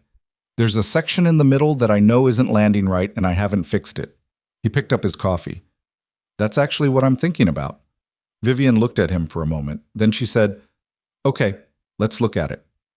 You don't have to. I have 3 hours before my first call. Show me the section. It's an architectural proposal, Vivian. It's not exactly. I have read 17,000 pages of technical documentation in the last calendar year. I can read your proposal. She held out one hand, palm up, waiting. He went and got his laptop. This was the other thing. The thing that had always lived alongside everything else. The part he had somehow never fully named. It wasn't just that she showed up. It was the specific way she showed up. No performance of interest, no half attention with one eye on the phone. When Vivian decided something mattered, it became the entire room. He had watched her do it in board meetings, watched her do it with Lily's bridge project, watched her do it in late-night conversations where he was working through something and she just came in completely, no reservation held back. He set the laptop on the table and opened the file. She pulled it toward her and read with the focused silence she brought to everything serious. He watched her eyes move. She scrolled back once. She had a pen in her hand from somewhere. Her bag, probably. She always had a pen. and she was clicking it against her thumb, which was the physical tick she had when she was processing. This section, she said, pointing at the screen, you're writing around the thing you actually want to say, which is that the way the residential and commercial spaces interact isn't just logistical, it's the whole argument. The reason this building works is that the people who live there and the people who work there are the same community. You're treating it like an amenity. It's not an amenity, it's the thesis. She slid the laptop back toward him. Say the thesis. He looked at the section. He read it. He read it the way she had just framed it, and the problem was, immediately, obviously apparent. The way a misaligned joint is obvious once someone points at it. How do you do that? He said. Do what? Read something for 4 minutes and go directly to the center of the problem. She shrugged, a small movement. I've been doing it my whole life. My mother always said I was argumentative. My professors said I had analytical focus. It's the same thing. She picked up her coffee. Fix the thesis statement, and the middle section will reorganize itself. Give Chen something he can use in the first 30 seconds of the pitch. Ryan stared at the screen. Then he started typing. He wrote for about 15 minutes while Vivian finished her coffee and checked her phone and sent 2 emails that she was apparently composing in her head simultaneously, which was a thing he knew she did and had always found slightly unnerving in an admiring way. When he looked up, she was looking at him. What? He said. Nothing. She looked back at her phone. Is it fixed? He read the revised section. Yeah, it's better. Good. She put her phone face down. Can I ask you something? This morning has had a lot of those. When you present Thursday, are you presenting or is Chen presenting? Chen presents. I'm there for technical questions. She looked at him. What? He said again. You wrote the residential component. You know it better than Chen. You should be the one presenting it. That's not how the hierarchy. Ask. Vivian, ask Chen if you can present your section. The worst thing that happens is he says no and nothing changes. She held his gaze. But you fixed the thesis in 15 minutes, and you should be the one who stands in that room and says it. He wanted to argue. He ran through the argument briefly, found the part where she was right, and let the argument go. I'll ask. Good. You're going to want to know how it goes. I'm going to know how it goes because you're going to text me before and after. She said it plainly, no negotiation required, the same way she had said the thesis thing, just a piece of the world as it obviously was. Then she looked down at the table. I spoke to someone else this morning, before I came here. Ryan waited. My CFO, Hannah. She turned the empty mug in a slow circle. She's been with me since the 2nd year of the company. She knows everything. I trust her. She paused. Completely. I trust her completely, which, as you know, is not something I say about many people. What did you tell her? I told her about last night. Not, she held up one hand, not in detail, just the essential information. She looked at the table. She was quiet for about 10 seconds and then she said, Vivian, it's Ryan, like that was the entire analysis. He waited. And then she said, Vivian stopped. Her jaw did the thing it did when she was processing something that had landed harder than she expected. She said, I was starting to think you were going to let that one go. She looked up, which implies that she's been watching for a while. That everyone has been watching for a while. She pushed the mug aside. I feel like I missed a meeting, a very long meeting that everyone else attended. Ryan leaned back in his chair. Dana, Mrs. Petrakis, Hannah, your mother and Patricia. My mother and Roz, probably. He counted them off. Gerald at the front desk. Gerald absolutely knows. He looked at our hands last night and said nothing. Gerald has seen things. Gerald is unshakable. She pressed her palms to the table. Did you know that all of these people, I had some idea, and you said nothing. You said nothing. She opened her mouth, closed it. The argument she was loading did not survive contact with that simple parody. We're both, she started. Equally stubborn, he offered. I was going to say equally slow. Same thing. He stood up and took both their mugs to the counter. You want more coffee? I shouldn't. I have a call at 11:30. She didn't move to leave. Can I tell you what Hannah said after the part about the meeting? He turned from the counter. Yeah. Vivian looked at the window. The pigeon had apparently concluded its assessment and left. The morning light was doing the same thing it did in Ryan's kitchen, coming in sideways, the way city light always came in, blocked and angled and still somehow managing to fill the room. She said that I'm different when I talk about you, Vivian said. That there's a version of me that I am around you that I'm not anywhere else. That she's been watching it for 3 years. She said it carefully, like she was setting down something fragile. She said it like it was a compliment, and I didn't know what to do with it, because I don't. She stopped. I don't usually have a version that's different. I'm usually the same person in every room. Are you? She looked at him. You're the same person, he said. I'm not arguing that. But you control the amount of yourself that goes into any given room. The version Hannah sees is the version that's already gone through the filter. He leaned against the counter. You don't filter around me. She held his gaze for a long moment. No, she said. I don't. That's what she noticed. Not a different person, just all of you. The mug sat between her palms. She looked at it. He watched the particular stillness that came over her when she was absorbing something she hadn't expected. The way it moved from the surface down, visible in her breathing and the set of her shoulders. My last relationship, she said. Before Marcus. The one before him. David. She paused. He told me at the end that I was exhausting, that being with me was like... She didn't finish the sentence. Like what? He said it was like being in a meeting that never ended. Her voice was level. That even the personal things felt like strategy. She turned the mug. I've thought about that a lot since then. Whether he was right. Whether I'm... He wasn't right. You don't know what he... Vivian. He crossed back to the table and sat down. Not across from her, in the chair beside her, which wasn't his usual chair, and she noticed. You just spent 20 minutes helping me fix a section of a proposal that I've been stuck on for a week. You showed up this morning with croissants because you remembered something I mentioned once 8 months ago. You fold Lily's pajamas like they matter. He met her eyes. That is not someone who treats everything like a meeting. She looked at him. The careful surface was doing almost nothing now. The thing behind it was right there, visible, and it was tired. Not the tired of a bad night's sleep. The tired of having carried a specific story about yourself for long enough that you've stopped questioning whether it's true.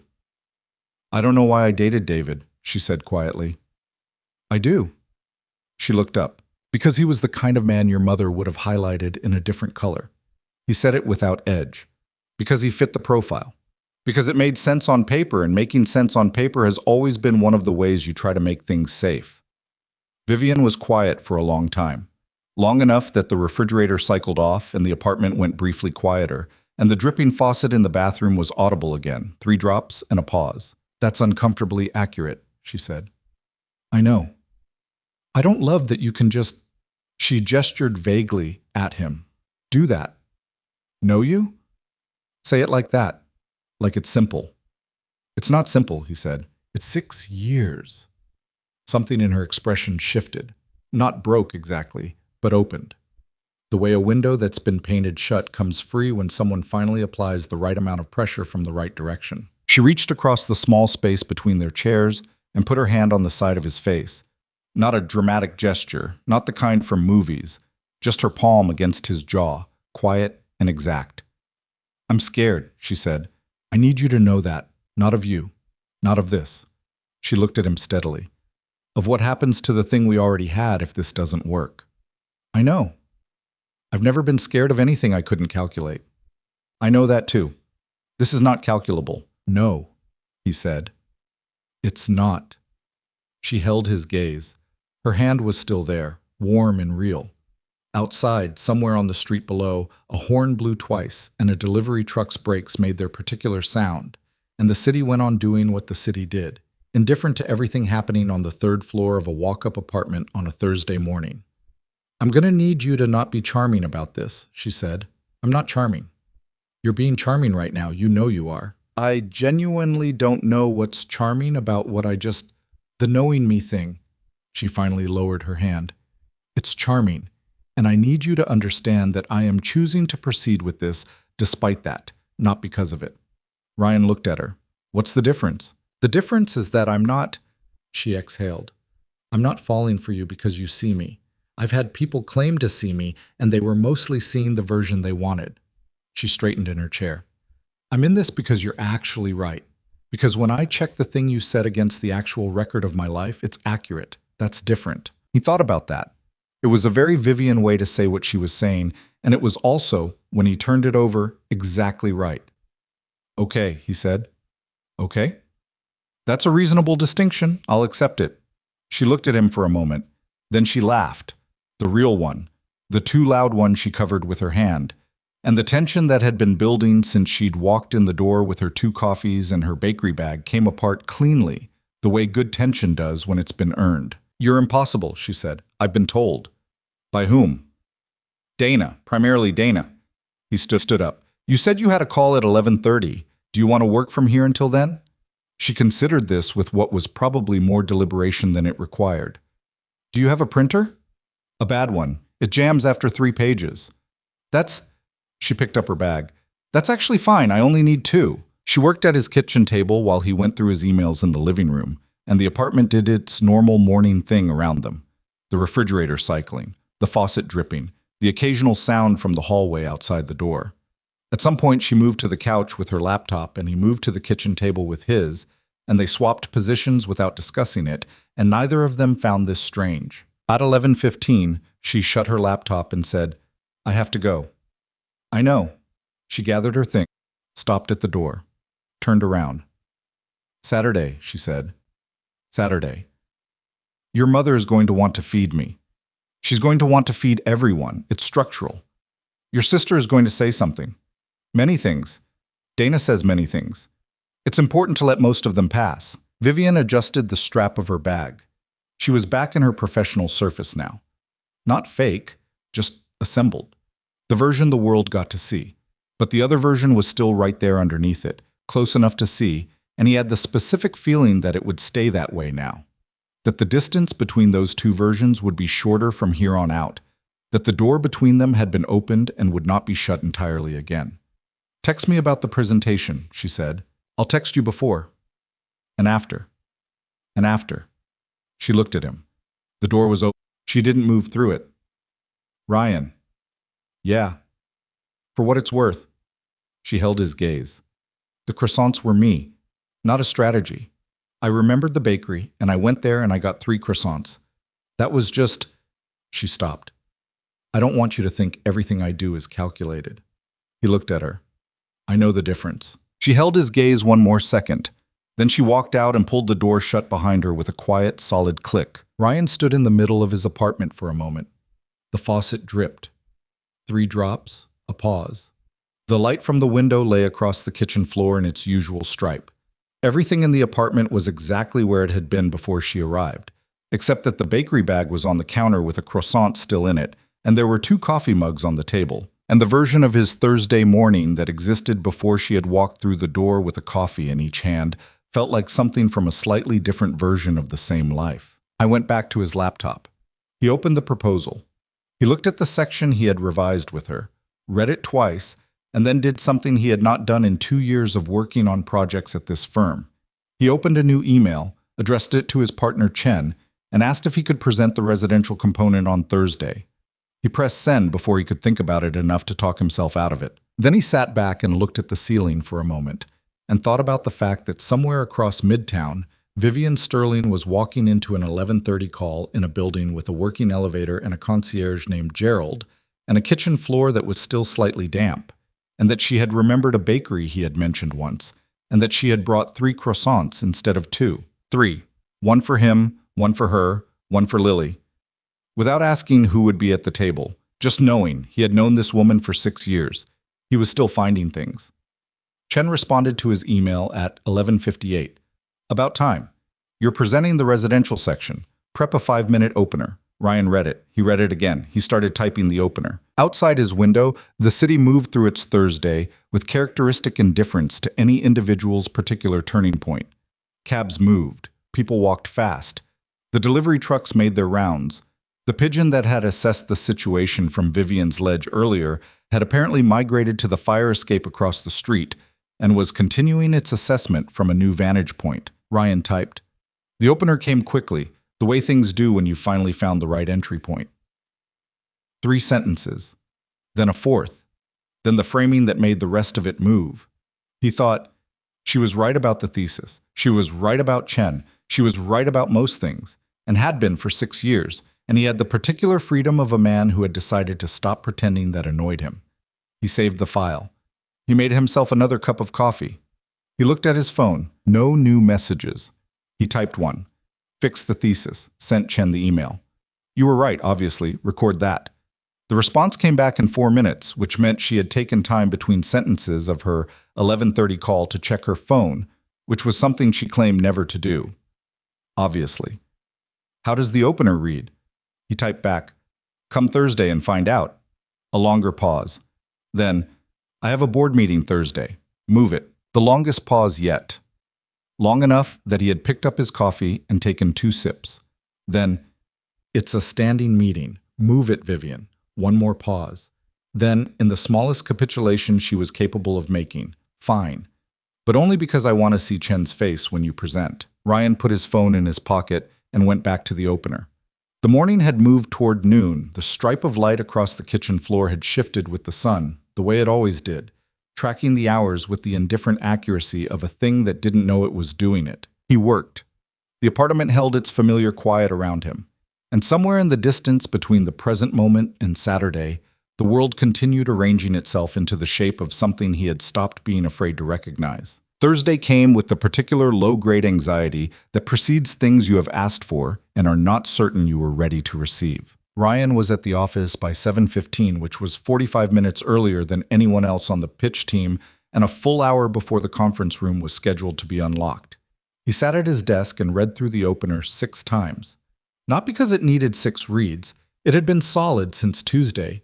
Vivian had read it Wednesday evening over the phone and said it was exactly right, which he had accepted as the authoritative final word, but because reading it gave his hands something to do while his mind did what it was going to do regardless. Chen arrived at 8:30, dropped his coat on a chair, poured himself a coffee from the break room, and walked past Ryan's desk saying, "You're early," without stopping. "Couldn't sleep," Ryan said. "Good. Nervous people present better." Chen kept walking. Then from somewhere near the copier, "The opener is strong. Don't oversell it." Ryan turned back to his screen. He had received that feedback approximately 1 hour before Vivian had texted him the same thing, unprompted, at 6:45 in the morning. "Don't oversell the opener. Say it once and let it breathe." He had responded, "Are you reading my presentation from across town?" She had responded, "I know how you talk when you're nervous. You fill space." He had stared at that message for a while before putting the phone in his desk drawer, where it stayed until 10 minutes before the presentation, when he took it out to check and found one more text from her, sent at 9:58. It said, "You already know this. Stop reading it again." He put the phone back in the drawer. The conference room had floor-to-ceiling windows on the north side and a table that seated 12. By 9:45, there were 7 people in it, Chen at the head, 2 other architects from Ryan's team, the client's project lead, and his 2 associates, and a consultant whose name Ryan kept losing. He had a 30-page document in front of him and a clicker in his hand, and when Chen said, "Ryan, you want to take us through the residential component?" he stood up and walked to the front of the room. He said the opener once. He did not fill the space after it. The project lead, a careful man named Osgood, who had asked 3 pointed questions at their last meeting and whose questions had each contained a concealed version of the same larger question, looked up from his document when Ryan stopped speaking. He had been looking at the document throughout the overview section. He was not looking at it now. That was the moment Ryan knew. He kept going. The middle section moved the way the revised version moved. Direct, thesis forward, the residential and commercial relationship framed as argument rather than amenity. He had 3 minutes on the community integration model, and he took 2.5 of them and stopped. He fielded Osgood's question about phasing with the answer he had spent 2 evenings building, and the answer did what it was supposed to do, which was close the question rather than open it further. At 12:15, the client team gathered their things and shook hands, and Osgood stopped at the door and said to Chen, "The residential section was the clearest thing we've heard in 3 months of pitches. We'd like to move to the next phase." Chen said thank you. The room emptied. Chen looked at Ryan across the table, and his expression was the particular expression of a man who had expected to be right and was mildly irritated that it took this long. "Next time," Chen said, "you present from the beginning. Stop waiting to be asked." Ryan looked at him. "Okay. That's it? Okay? What would you like me to say?" Chen picked up his coffee. "Nothing. I'd like you to stop saying okay and start acting like someone who knows what they're worth. He walked toward the door. Take the afternoon. You earned it. Be back at 7 tomorrow. There's follow-up work. He left. Ryan stood in the empty conference room for a moment, looking at the north wall of windows and the city beyond them doing its indifferent midday business. He felt something that was not quite triumph. Triumph was too clean, required too little acknowledgement of everything it had taken to get here, but was something adjacent to it, solid and specific and his. He took out his phone. He typed to Vivian. They're moving to the next phase. Osgood said the residential section was the clearest thing he'd heard in 3 months. He sent it. He was putting on his coat when it buzzed back. I know. He looked at that for a second. Then, how do you know?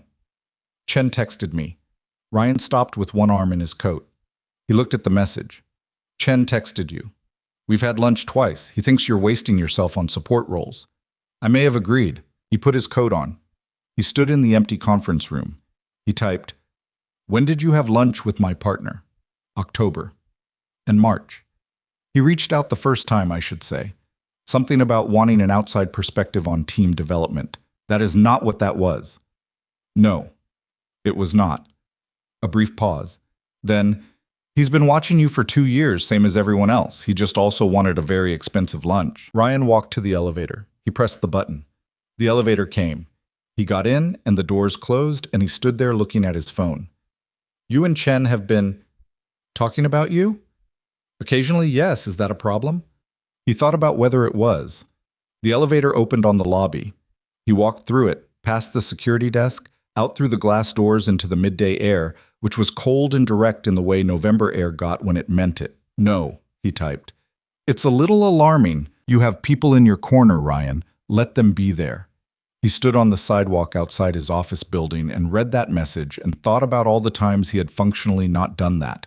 All the times he had taken the careful background position, the support role posture, the version of himself that didn't ask to present and didn't advocate and didn't take up what he actually deserved. He thought about Vivian saying, in his kitchen at 7:30 in the morning, You're the best person on that team, and you know it. When are you going to stop acting like your opinion is an imposition? He typed, Come have lunch with me. The pause was longer than usual. Then, I'm in a debrief.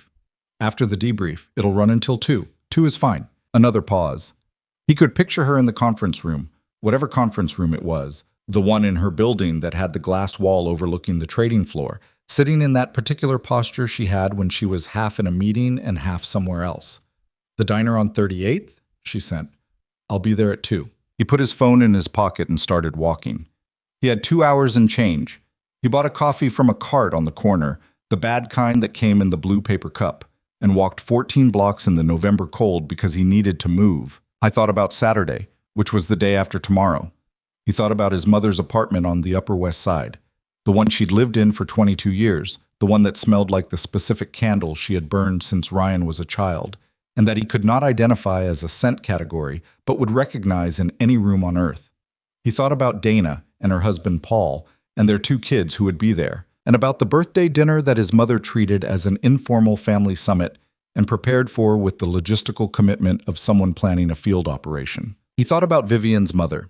Eleanor Sterling was, in his experience, a woman who occupied rooms the way certain buildings occupied their blocks, completely, and with the implication that everything around them existed in relation.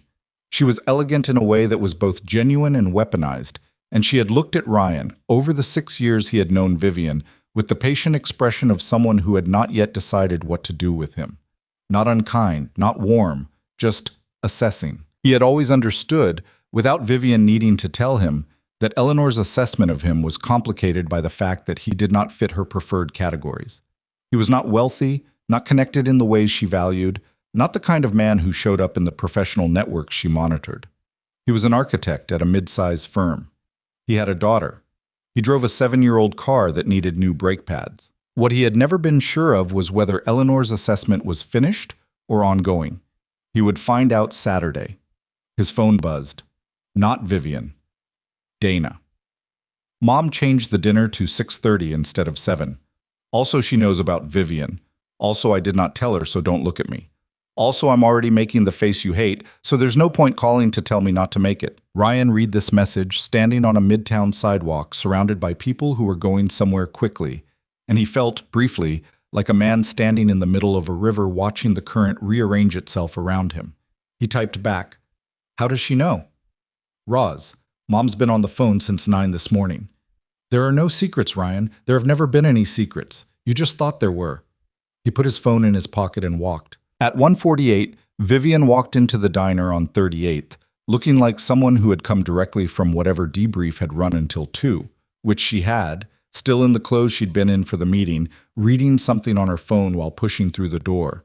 She didn't see him immediately. He watched her scan the room with the efficient look she used to locate what she was after, and he watched the scan slow and land on him in the corner booth. She put her phone away. She came to the booth. She slid in across from him. "Tell me everything," she said. He told her.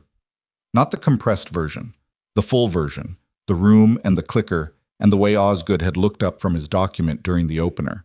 Vivian listened without interrupting, which for her was a significant exercise of discipline, and when he finished she said, "What did Chen say exactly?" He told her that too. She nodded, once, with the satisfaction of a person whose prediction was confirmed. "He'll push you for partner track by spring. Don't wait for him to make the formal move. Ask about the timeline first." "I've been there 4 years.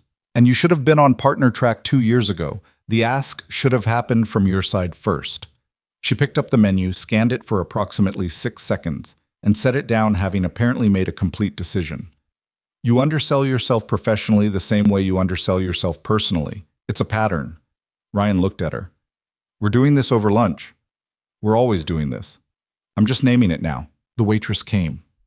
Vivian ordered without looking at the menu again. Ryan ordered the same thing he always ordered, which Vivian knew he was going to order and did not comment on. When the waitress left, Vivian put both elbows on the table, which was something she would never do in a professional lunch and did routinely with him, and said, "My mother called again this morning." "Before or after the debrief?" "During. I let it go to voicemail." She turned her water glass. "She left a 7-minute message." 7 minutes. She had things to say. Vivian looked at the table. "She wants to come to dinner Saturday. Your mother's dinner." Ryan went still. She says she's been meaning to meet your mother for years, which is..." Vivian pressed her lips together. "That is not accurate. She has had no interest in meeting your mother. She is interested in being present for whatever happens Saturday because she does not want to receive a report. She wants a first-hand account." Ryan took a slow breath. "Okay. Is that okay? Because I can... Did you tell her she could come?" "I told her I would ask you, which I'm doing." He thought about his mother's apartment, the size of it, the table that sat 8 and could theoretically manage 10 if you used the folding chairs that lived in the hall closet and were never fully stable. He thought about Eleanor Sterling at one end of that table and his mother at the other, and Dana somewhere in the middle making comments, and Paul quietly eating while tracking the temperature of the room the way Paul always did, and Lily. "Where's Lily during all this?" Vivian asked, as if reading the inventory. "She'll be there. She always comes to Grandma's birthday." Vivian nodded slowly. "Lily knows me. She doesn't know me as... She knows you. Ryan, she had a very specific reaction on Thursday morning when I told her you were coming over. She tried to play it neutral and completely failed." He held Vivian's gaze. "Lily will be fine. Lily has been fine about you for 2 years."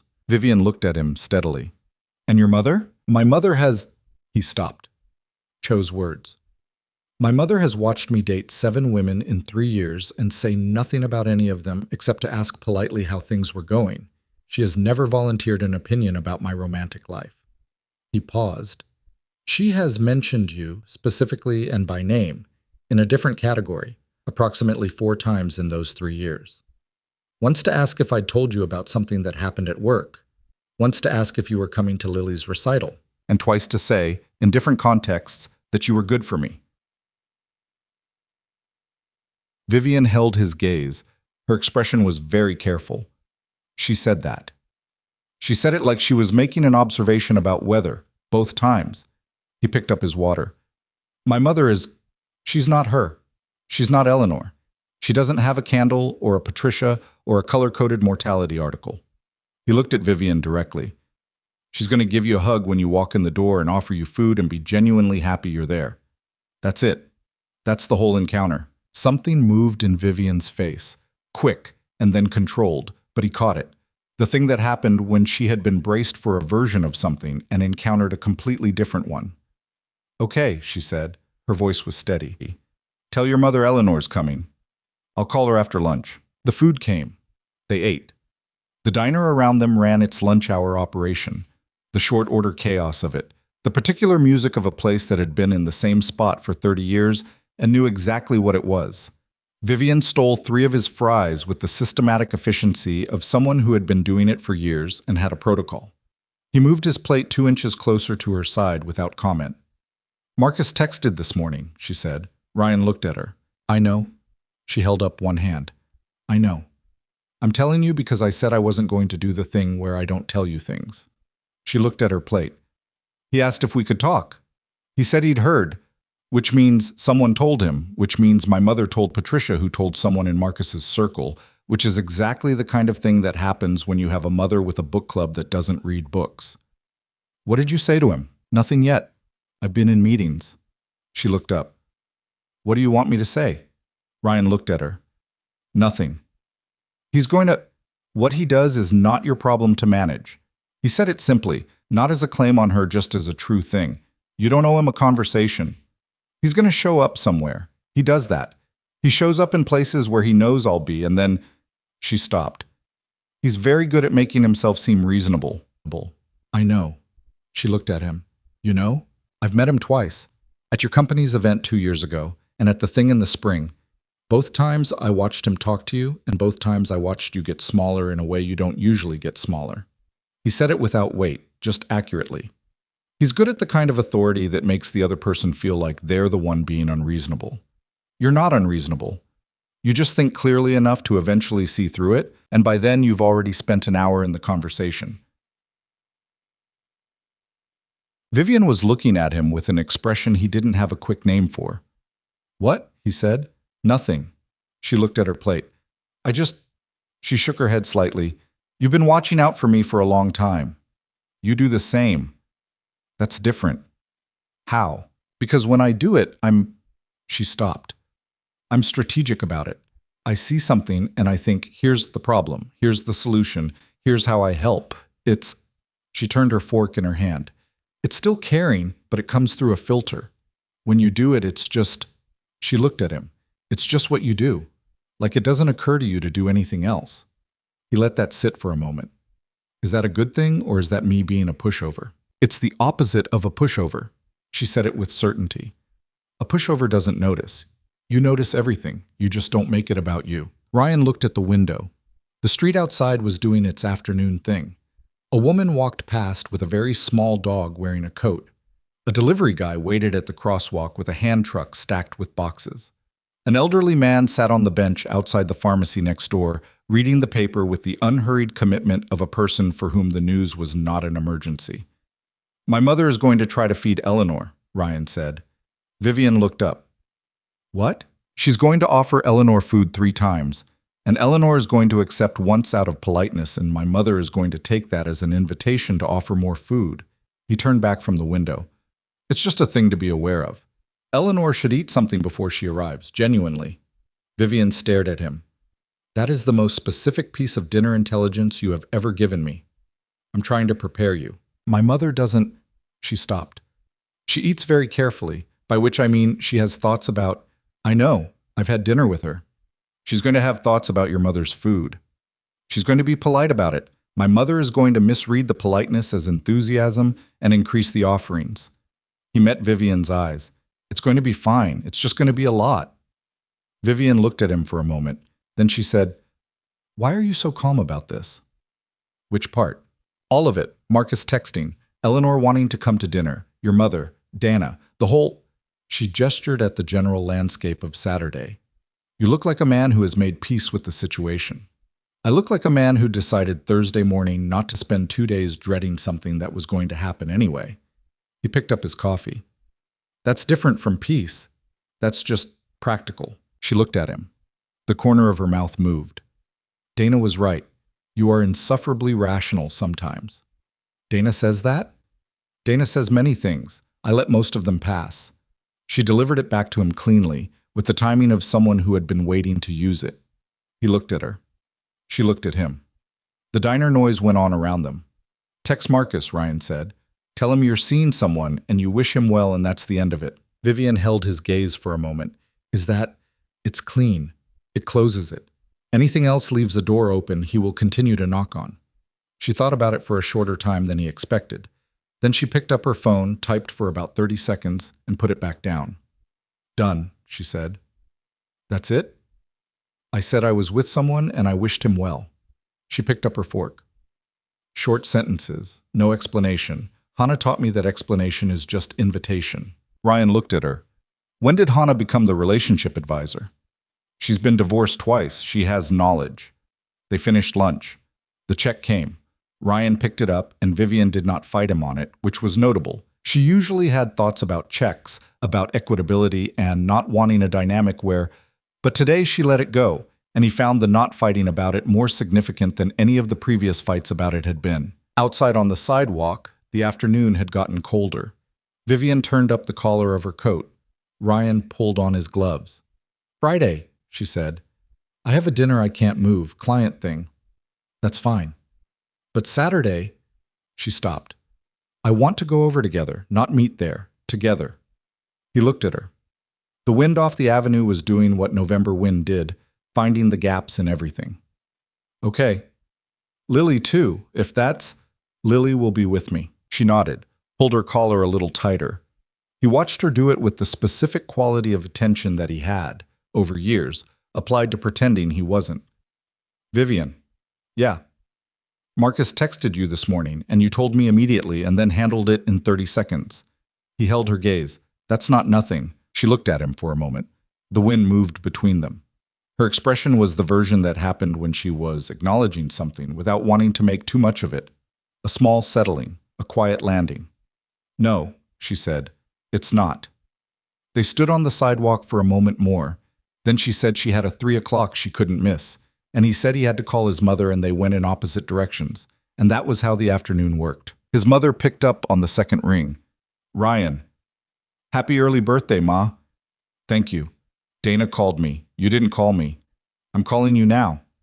"Dana called me at 9 this morning." "Dana wakes up at 6. I was at work." His mother made a sound that communicated several things efficiently. "Eleanor Sterling is coming Saturday." He stopped on the sidewalk. "You already know." "She called me an hour ago." A pause. "She's very formal on the phone." "She is. I think she was testing me." "She tests everything. It's not personal." "I didn't take it personally. I invited her to come early and help me with the appetizers." Another pause. "She said yes." Ryan stood completely still. "Eleanor Sterling said she would come early and help with appetizers." "She seemed—" His mother paused, searching for the word. "Relieved. Is that strange? She seemed like someone who had been holding a thing for a while and was putting it down." He thought about Eleanor and her candles and her color-coded articles and her book club that didn't read books.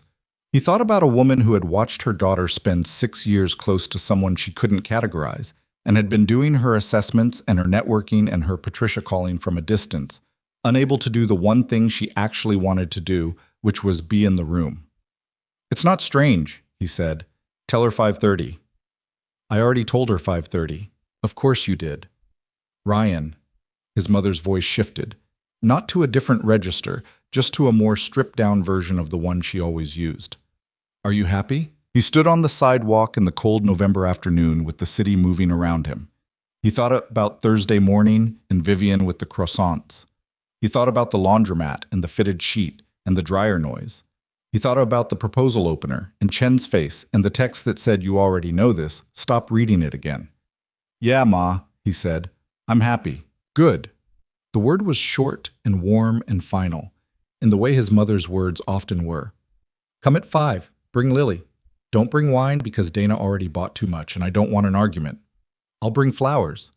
Bring the yellow ones. Eleanor might notice." He almost asked how she knew Eleanor would notice yellow flowers specifically, and then he thought about the fact that his mother and Eleanor had apparently spoken for long enough to schedule an early arrival and discuss appetizers, and he decided the intelligence network was simply a thing that existed, and he would do better to work with it than around it. Yellow flowers, he said. 5 o'clock. 5. Not 5:15. 5. And Ryan? Yeah. The next time something important happens in your life, she said without heat, call me first. Before Dana has a chance. He smiled at the sidewalk. Yes, ma'am. He hung up. He stood for another moment in the cold. 3 blocks up, somewhere, Vivian was heading back to her building for a 3 o'clock. Across town, Dana was almost certainly already buying wine she had been told not to buy. In his apartment, Mrs. Petrakis was picking Lily up from school and probably feeding her cookies, which Lily would not report in hopes of future cookies. The city around him was doing exactly what it always did, which was everything at once. Indifferent and generative, indifferent and warm.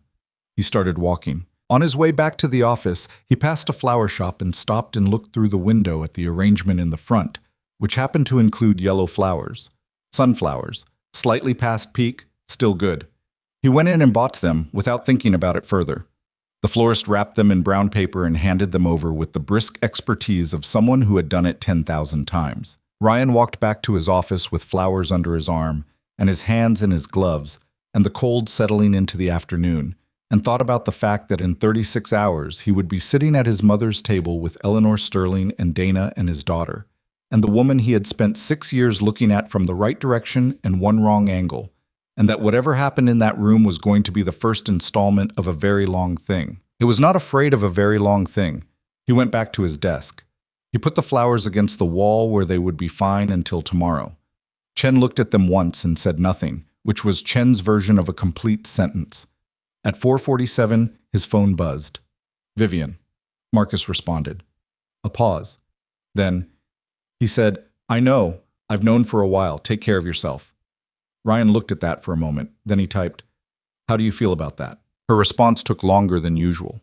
When it came, it was 3 words, lighter than expected. He put his phone down. He looked at the yellow flowers against the wall. Outside the office windows, the city was going amber with the late afternoon light. The November sun pulling low and sideways, the way it did this time of year, turning everything briefly gold before the dark. He thought, lighter than expected. Understood that. He understood it because he had been carrying things at a specific weight for a specific number of years. And somewhere between the laundromat and the lunch table and the phone call with his mother, the weight had shifted. Not gone. Things didn't go. They just became proportionate, manageable, the right size for the space they actually occupied. He pulled up the follow-up work Chen had left for him. He worked until 7. He picked up his flowers on the way out. The elevator took him to the lobby. Gerald was not behind this particular desk. This was a different building, a different lobby. But somewhere across Midtown, Gerald was behind his desk, and the 43rd floor was above him, and a kitchen with a slightly damp baseboard and a repentant washing machine was up there in the quiet of a Thursday evening. He caught the crosstown bus. The flowers sat on his lap. 2 stops from his, a kid maybe Lily's age got on with a parent, and looked at the flowers with the direct assessment children apply to random objects. And Ryan tilted the paper toward her briefly, and she looked satisfied and looked away. He got off at his stop.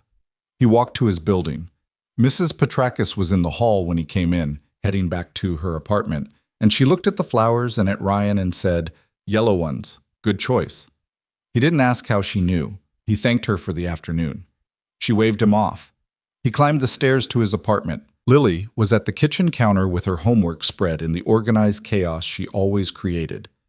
3 different colors of pencil, an eraser that had been used so much it was now more smudge than eraser, a water glass pushed to a position that made no architectural sense. She looked up when he came in. You have flowers, she said, for Grandma's birthday. They're yellow. They are. She looked at them with the evaluating quality she brought to things she considered important. Vivian likes yellow. Ryan set the flowers on the counter and shrugged off his coat. How would you know that? She has a yellow mug in her kitchen, and she kept the yellow pillow on the couch, even when she changed all the other ones. Lily returned to her homework. I noticed things. Ryan stood at the counter for a moment looking at his daughter. At the back of her head, the part of her hair that never fully cooperated with any styling attempt. At the eraser that was mostly smudge. At the water glass in its architecturally unsound position. Yeah, he said, you do. I'm at a dinner. Lily told him about a project on weather patterns that she had been assigned with a partner she had complicated feelings about, and Ryan helped her think through the diplomatic angle while making pasta that was not remarkable but was hot and ready at the right time, which was the only bar dinner needed to clear on a Thursday. After Lily was in bed, he sat at the kitchen table with a glass of water and his phone. He typed to Vivian, "Lily noticed you have a yellow mug." The response came back in 3 minutes. "She's going to be terrifying when she's older." He smiled at his phone, typed, "She already is. Get some sleep. Tomorrow you have follow-up work, and I have a client dinner, and Saturday is going to be a lot," he typed. "A lot," she confirmed. "But the good kind." He put his phone down. The apartment was quiet around him. The refrigerator, the faucet, the particular silence of a sleeping child. He sat there for a while longer than necessary, the way you sometimes do when things have moved at speed and you need to let the stillness catch up. Saturday was coming. Eleanor and yellow flowers, and Dana's wine and his mother's food, and the table that seated 8 and could manage 10 with the unstable folding chairs.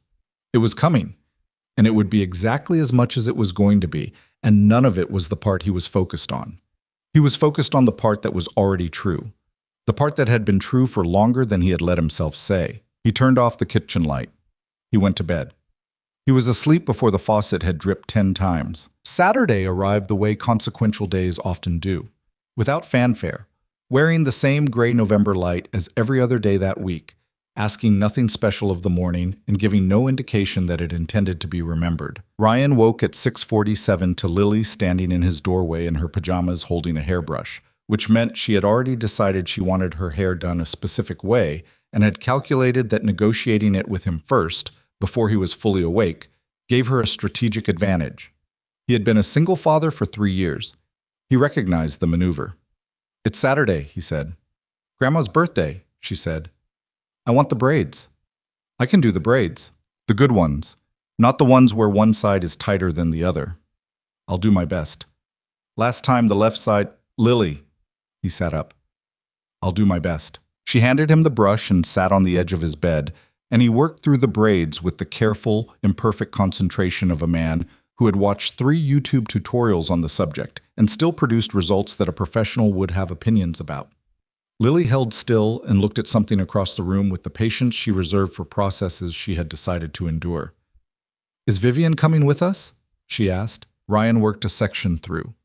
"Yeah, she's meeting us here at 4:30. So we're going together." "We're going together."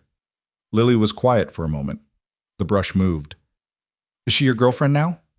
Ryan's hands paused for 1/2 second, then continued. "Yeah." Lily processed this with the equanimity of a 7-year-old who had, based on all available evidence, already incorporated this information into her working model of the world and was asking for official confirmation rather than actual news. "Okay," she said. "Is that okay with you?" She turned and looked at him over her shoulder, which disrupted the braid. "She brings the good crackers," she said, as if this were a complete answer to a question that needed no further elaboration. He turned her back around. "Hold still. The left side, but I know about the left side." He finished the braids. The left side was, in an honest assessment, marginally better than usual. Lily examined it in the bathroom mirror with the critical attention she brought to anything she cared about, tilted her head left, tilted it right, and issued her ruling. "It's fine." From Lily, that was high praise. Vivian texted at 8:15. "My mother is at my apartment. She arrived with food." Ryan was making eggs. He looked at the message. "What kind of food?" "Hors d'oeuvres, pre-made. She brought them for your mother's dinner tonight. She is standing in my kitchen telling me about presentation. She brought hors d'oeuvres to your apartment to take to my mother's birthday dinner. She has been here since 7:45. Ryan. She has a chafing dish." He put his spatula down. "A chafing dish. Where she got a chafing dish, I cannot tell you. She brought it in a bag. She is explaining to me why room temperature appetizers are a failure of planning." He stood at his stove for a moment processing this. Then he typed, "My mother is going to try to outfood her." "I know. I have already called your mother. You called my mother. I warned her." She said, and I'm quoting directly, "Let Eleanor bring whatever she wants. I made the brisket, and the brisket wins." End quote. Ryan stared at his phone. He thought about his mother saying this. He could hear it completely. The warm, absolute certainty of it. The The total absence of competition anxiety. The fundamental confidence of a woman who had been making that brisket for 30 years and knew exactly what it was worth. Your mother, Vivian typed, is my favorite person. Don't tell Eleanor. Eleanor is standing 6 feet from me, Ryan. I have some situational awareness. I was laughing when Lily came in asking about the eggs. He served them. He ate his own standing at the counter, reading the follow-up messages that came in from Vivian over the next 20 minutes, which tracked Eleanor's departure from the apartment with the chafing dish, Eleanor's comment about the cab driver, and Eleanor's final instruction to Vivian, delivered from the lobby, to wear something with color tonight, not gray, because gray was what people wore when they were trying to disappear. What are you going to wear? Ryan typed. A pause. Then, something with color, obviously. He put his phone down. He finished his coffee. He looked at Lily, who had finished her eggs and was now drawing something in her notebook at the counter. Detailed, focused, the kind of drawing that had an internal logic he could see but couldn't always follow. What are you drawing? He asked. She turned the notebook toward him.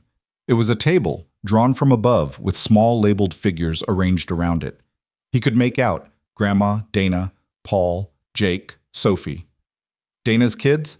Me, Ryan, Vivian, and on the other side, 2 figures labeled Eleanor and a question mark.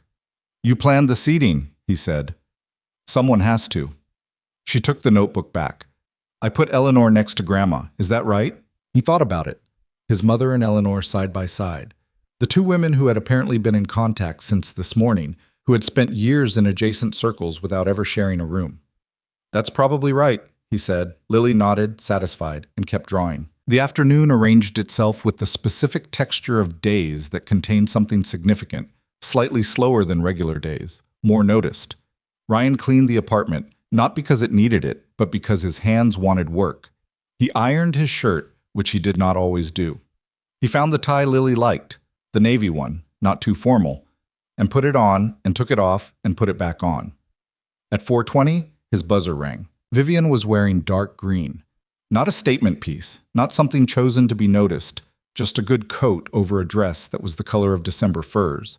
And she had left her hair down, which she didn't always do, and she was carrying a bag with what Ryan assumed were the good crackers because she had the expression of someone executing a plan. She looked at him when he opened the door. He looked at her. The tie, she said. Lily approved it. Lily has better taste than you, universally acknowledged. He stepped back to let her in. You look... Don't. I was going to say green. You were going to say something else and then change to green. I was going to say that green is a good color on you, which is an objective... Ryan. She stepped inside and the door closed behind her and she turned and looked at him in the entryway of his apartment with the particular expression that existed only in the space between them. Not the board meeting version, not the public version, the one that hadn't been filtered yet. You look nice, she said, like she had decided to be direct about it because the alternative was too much work. Thank you. The tie helps.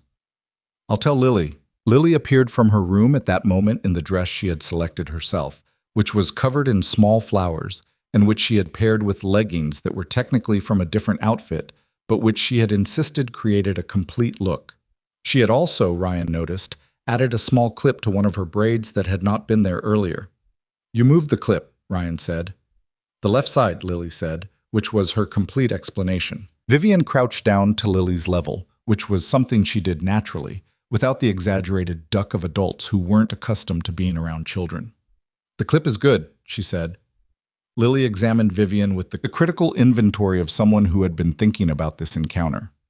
You wore green, she said. I did. That's a good color for you. Vivian looked at Lily for a moment. Thank you. She glanced at Ryan over Lily's head, and the look they exchanged was brief and carried about 4 different sentences without requiring any of them. They left at 4:50. Ryan carried the yellow flowers. Vivian carried the bag with the crackers and, as it turned out, a bottle of wine that she had bought despite his mother's preemptive moratorium on wine because Vivian had spoken to his mother directly and his mother had apparently made an exception. On the street, Lily took Vivian's hand without asking. It was a small thing, the most natural thing in the world, in the way only small things can be. A 7-year-old who was cold and whose mittened hand found the nearest available hand, because that was simply what you did on a cold sidewalk when you were 7. Vivian looked down at their joined hands for half a second, the same way she had looked at Ryan's hand in the cab Tuesday night, just checking, making sure it was real. And then she looked straight ahead and kept walking. Ryan walked on Lily's other side. The three of them took up exactly the right amount of sidewalk. He did not say anything about it. Some things don't need saying, they just need to be let alone to exist at the size they actually are. His mother's building was 12 blocks away, close enough to walk in the cold if you moved with purpose. Lily talked for most of it, about the seating chart she had made, about whether Grandma's brisket was better than the chicken she had made at Easter, about a theory she had developed regarding the optimal order of eating things at a birthday dinner. Vivian contributed to this conversation with the seriousness it deserved, which in Lily's world was total seriousness. And they arrived at his mother's building having reached a consensus on the appetizer sequencing that Ryan had not been consulted on. The elevator in his mother's building had a particular sound, a low, reliable groan on the way up, like an old friend commenting on the stairs. Ryan had been hearing it his whole life. Lily knew it too. When it made the sound, she looked up at Vivian and said, "It does that every time," with the proprietary knowledge of someone sharing local lore. "Good to know," Vivian said. The door opened. His mother was there before they knocked. Carol Mercer was 61 and had the specific warmth of a woman who had spent her whole life being the person people came home to. She was not small, not large, not anything you would describe first by her appearance. She was primarily a presence, and the presence was the kind that made rooms feel inhabited in the right way. She had Ryan's coloring and Dana's stubbornness, and a birthday dinner energy that was already, clearly, fully activated. She looked at Ryan first, brief, a mother's automatic check, file updated. Then Vivian. Her expression did the specific thing Ryan had predicted. No performance, no fanfare. Just a warmth that arrived complete, the way his mother's warmth always did. She pulled Vivian into a hug, not the careful social hug of people who don't know each other, the real kind. Vivian's hands came up and held on, and Ryan watched the fraction of a second where Vivian's composure registered something it hadn't expected and adjusted around it. "I'm so glad," his mother said. Just that. Not glad about anything specific, just glad, which was sufficient. "Thank you for having me," Vivian said. Her voice was steady and a register lower than usual. "You've always been here," his mother said, and released her and reached for Lily, who submitted to the birthday grandma hug with affectionate tolerance. And then Carol took the yellow flowers and held them up and said, "These are right," with the satisfaction of someone whose specific preference had been known and honored. The apartment was warm and smelled exactly the way Ryan had known it would. The brisket and the particular candle his mother had burned since before he could remember. And something else, something baked, that he couldn't identify from the hallway. The table in the dining room had been extended with the leaf and set for 10. The folding chairs from the hall closet had been deployed and were slightly unstable, which was tradition. Eleanor Sterling was in the kitchen. This was not something Ryan had fully processed as a concrete reality until he walked in, and there she was, standing at his mother's kitchen counter in a gray cashmere blazer with her sleeves pushed to the elbow, apparently having been put to work on something that involved chopping. She looked up when he came in. "Ryan," she said, the same assessment quality she always had. Not cold, just precise. But there was something else in it today, something that had more give. "Eleanor," he said, "thank you for coming." She held his gaze for a moment. This was the part he had thought about on Thursday, the first moment in the room with her, after everything that had changed. Eleanor Sterling, who had sent her daughter financial dossiers and mortality articles, who had been running intelligence through Patricia for years, who had arrived at his mother's kitchen at 5 o'clock with a chafing dish and a point of view on appetizers. She said, "You're good for her." Not, "I think you are." Not, "I hope you are." The same declarative certainty Vivian used when she had made a decision and was done deliberating. Ryan understood, looking at Eleanor Sterling in his mother's kitchen with her sleeves pushed up, where Vivian had gotten that particular quality. "I'm trying to be," he said.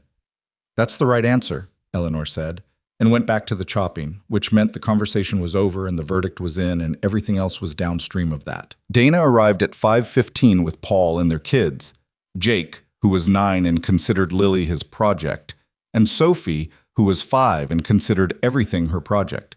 Dana walked in, clocked Vivian, clocked Ryan, clocked their respective positions in the room, and produced the expression Ryan had been anticipating since Thursday, a smile that was approximately 70% genuine warmth and 30% I have been waiting for this. Vivian, she said. Dana, Vivian said. Dana looked at Ryan. The tie is good. Lily picked it. Lily has been picking your ties for how long? About a year? Smart kid. Dana looked back at Vivian. He wouldn't have gotten there on his own. The man has worn the same gray tie to every family event since 2019. Dana, Ryan said. It's olive, Vivian said. It reads as gray in photographs, but it's actually olive. Dana turned to look at Vivian with an expression of sudden, complete respect. You know his tie inventory. I have eyes. I like her, Dana said to Ryan, as if Vivian were not present. She's right here, Ryan said. I know. I want her to hear it. Dana turned back to Vivian. I have liked you for a long time. I have wanted to say that directly for a long time. I'm saying it now. She extended her hand. Welcome to the part where things are official. Vivian shook her hand. Her expression was the complicated one, the one that had something moving underneath the surface that she hadn't quite decided to show yet. Thank you, Dana. If he does anything that requires intervention, Dana said, I have a list of tactics. I'm aware of the living room, Vivian said. Dana looked at Ryan. You told her about the living room? She brought it up, Ryan said. I like her even more, Dana said, and went to find her kids. Dinner happened the way his mother's dinners always happened, with a density of people and conversation and food that made the room feel like it was running at a higher frequency than the outside world. The table seated 10 badly and comfortably. His mother's brisket was, as she had forecasted, definitive. Eleanor's appetizers were, Ryan had to admit, excellent, and his mother had the grace to say so directly and with specificity, which Eleanor received with a dignity that was the Eleanor version of warmth. He watched them. Eleanor and Carol, at adjacent corners of the table, navigating each other with the care of two women who had arrived at the same place from completely different roads, and were not yet sure how much of the territory they shared.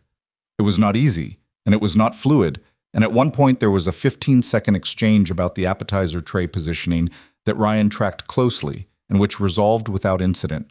But underneath the navigation, underneath the careful politeness of it, there was something else. Something that looked like two women who both wanted the same simple thing for people they loved, and were finding the boundaries of that common ground. During the main course, Eleanor said something to Carol that Ryan didn't catch, and Carol laughed. Actually laughed, the real one. And Eleanor smiled with the particular expression of a woman who is not accustomed to being funny, and was genuinely surprised to have landed it. Ryan looked at Vivian, who was across the table watching the same thing. She met his eyes. He raised his eyebrow slightly. She pressed her lips together to contain something and looked back at her plate. Lily sat between Jake and Sophie and managed both of them with the diplomatic authority of a child who had decided she was in charge of the situation. Jake deferred to her on most things. Sophie required more direct management. At one point, Lily looked down the table at Ryan with an expression that said, "This is a lot." And he returned an expression that said, "I know," and she went back to arbitrating a dispute about who got the bread roll. Paul, sitting beside Ryan, said quietly, "Your daughter is going to run something." "She's been running my apartment for 2 years," Ryan said. "Bigger than that." Paul watched Lily. "She's got the thing where people just follow." Ryan watched his daughter redirect Sophie from the bread roll situation toward the butter, with the exact combination of acknowledgement and redirection that diffused it completely, and thought that Paul was probably right, and that he had about 10 years before Lily outpaced him in every meaningful way, and he was going to enjoy those 10 years thoroughly. After dessert, 2 desserts, because his mother had made a cake, and Eleanor had brought something in a box from a bakery that Ryan suspected had been purchased that morning at a significant price, and which was genuinely exceptional. The table broke into its post-dinner configurations. The kids went to Lily's room, which she had prepared for exactly this use. Dana and Paul and Ryan's mother moved to the kitchen for the cleaning operation that was always also a conversation. Paul put coffee on. Ryan and Vivian ended up on the small balcony off the living room that faced the street, the one his mother kept a single chair on that nobody sat in, and 2 potted plants that had been alive for so long they seemed structural. The November air was sharp after the warmth of the apartment. Vivian stood with her arms folded, not against him yet, just beside him, looking at the street below. "Eleanor laughed," Ryan said. "I saw." Vivian looked at the streetlights. She has a real laugh. She doesn't use it often. Where does she keep it? Somewhere safe. Vivian's breath made a small cloud in the cold. She liked your mother. My mother liked her. They're going to talk constantly now. She said it without dread, almost with something that was tired in a good way. They're going to have each other's numbers by the end of tonight and by next month. My mother's going to call yours to discuss things I have no information about. My mother will enjoy that.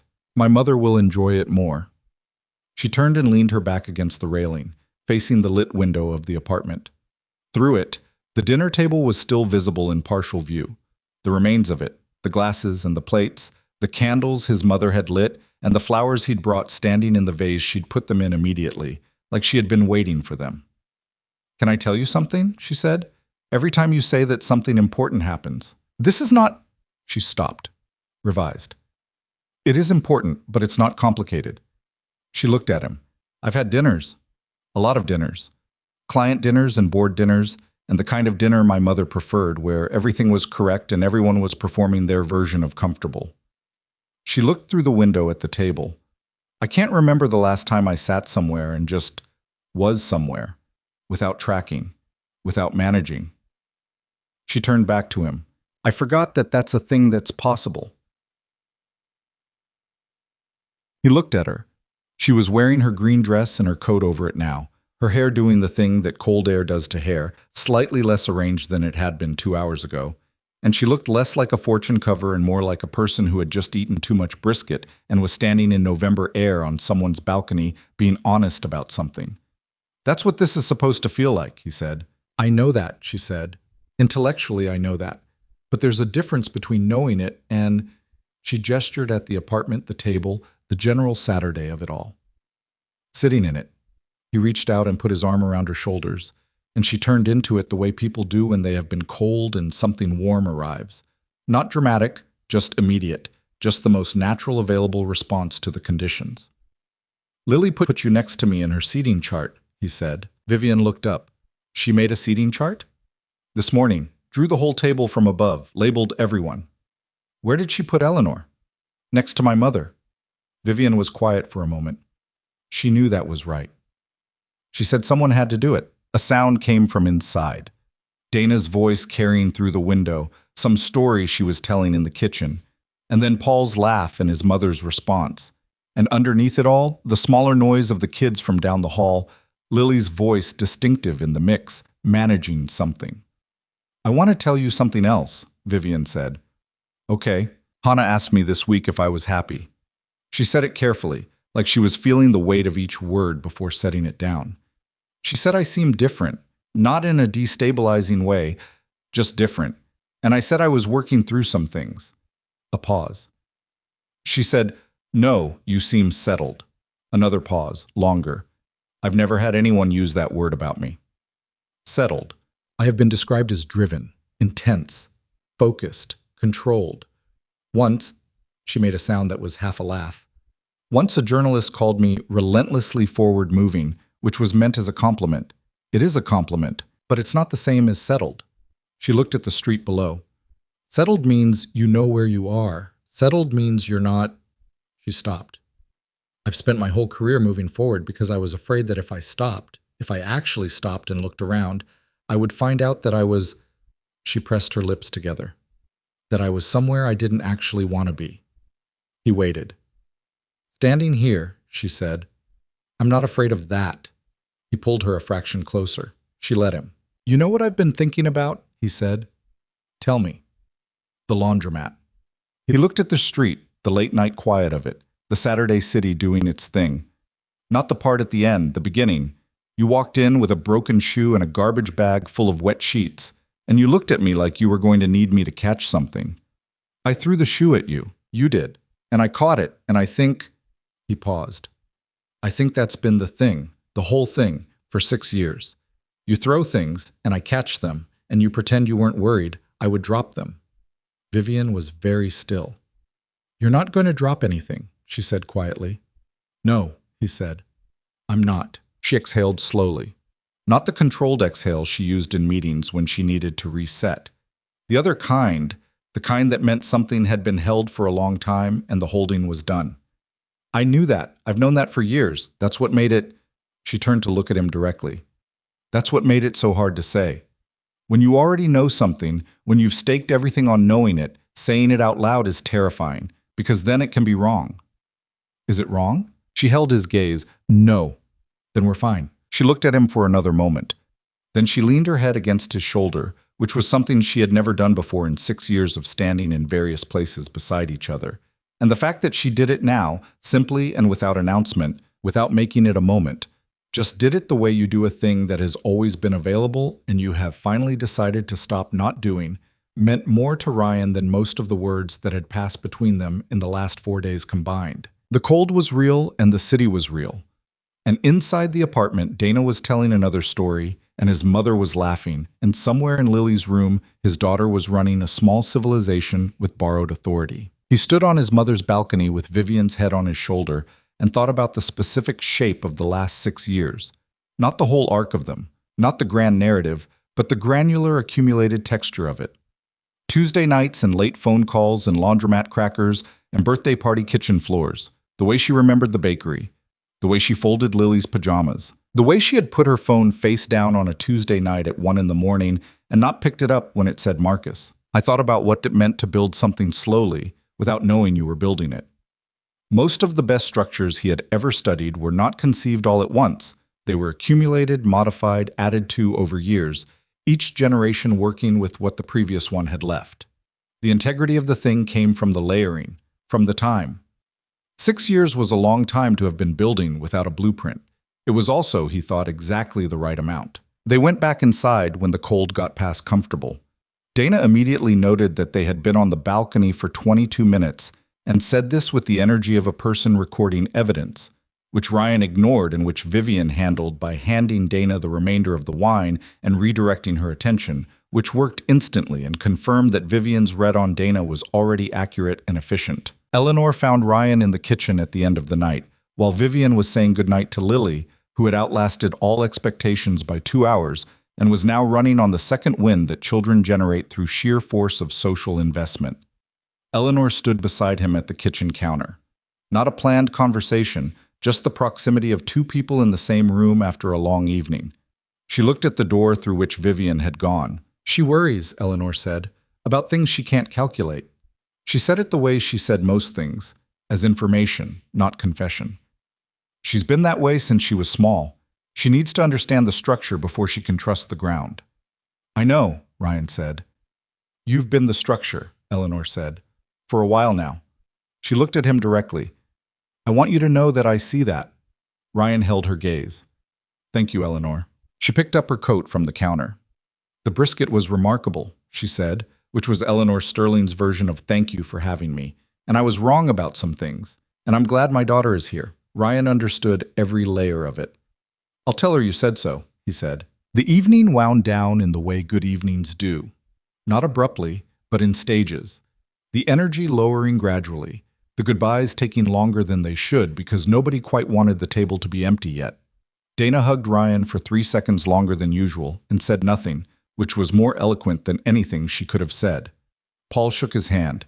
His mother held both of Vivian's hands for a moment at the door and said something quiet that Ryan didn't catch, and Vivian nodded, once, with an expression he had only seen in private moments. Lily fell asleep in the cab on the way home, her head against Ryan's arm, the small clip still in her braid. Vivian sat on his other side and looked out the window at the city passing.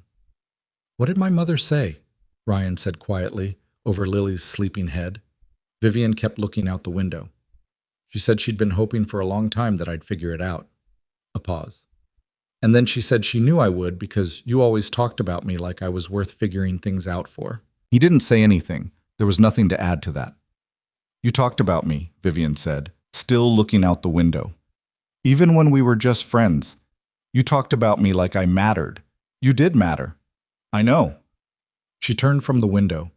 Lily was asleep between them, breathing the slow, easy way of children who have used up everything and found it sufficient. I know that now. They got back to his apartment at 10:40.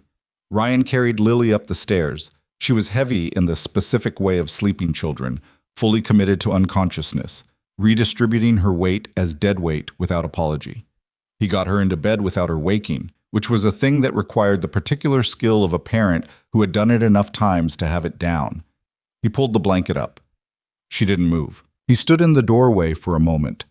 The small clip in her braid, the stuffed animals in their order, the drawings on the desk, including, visible from the door, the seating chart she had made this morning, the table from above with its labeled figures, everyone in their place. I went back to the living room.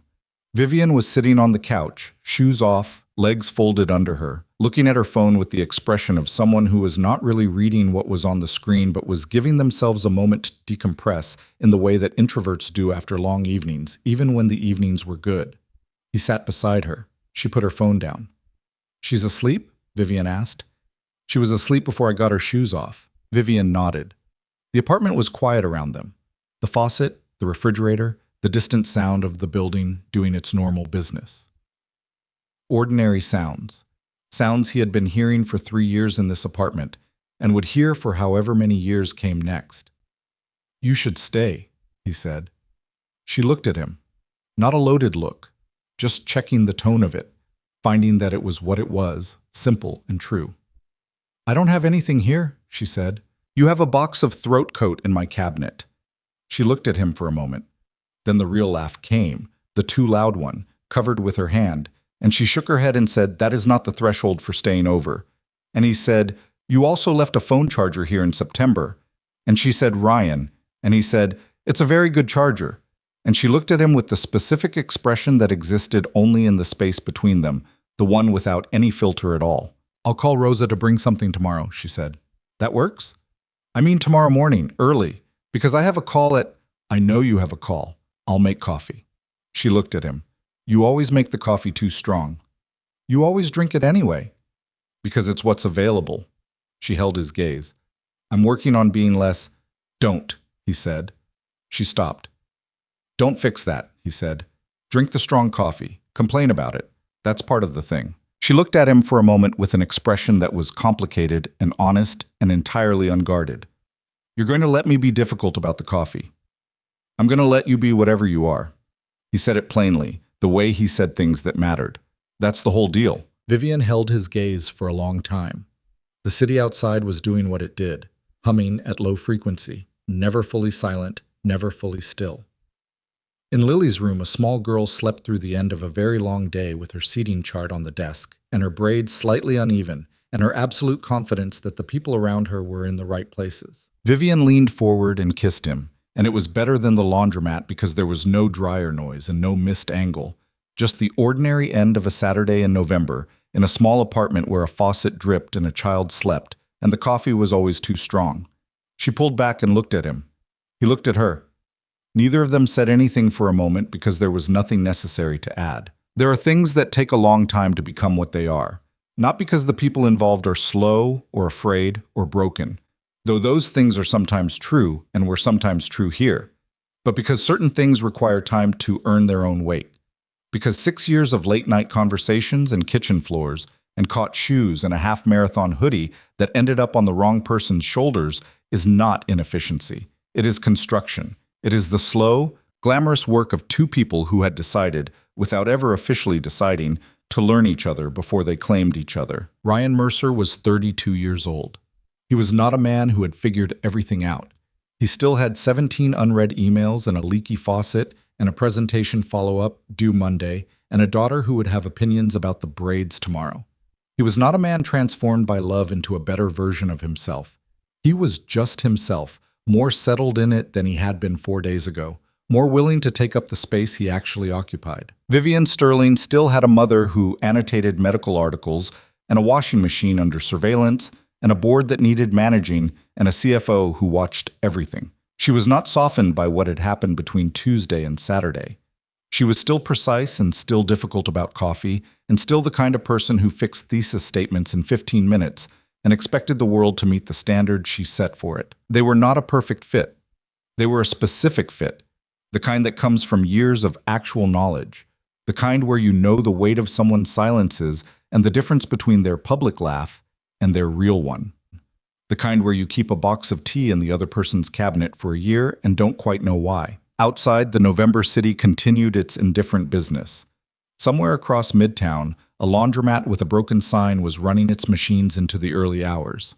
A fitted sheet was going through a cycle somewhere, unconquered, resisting all attempts at folding.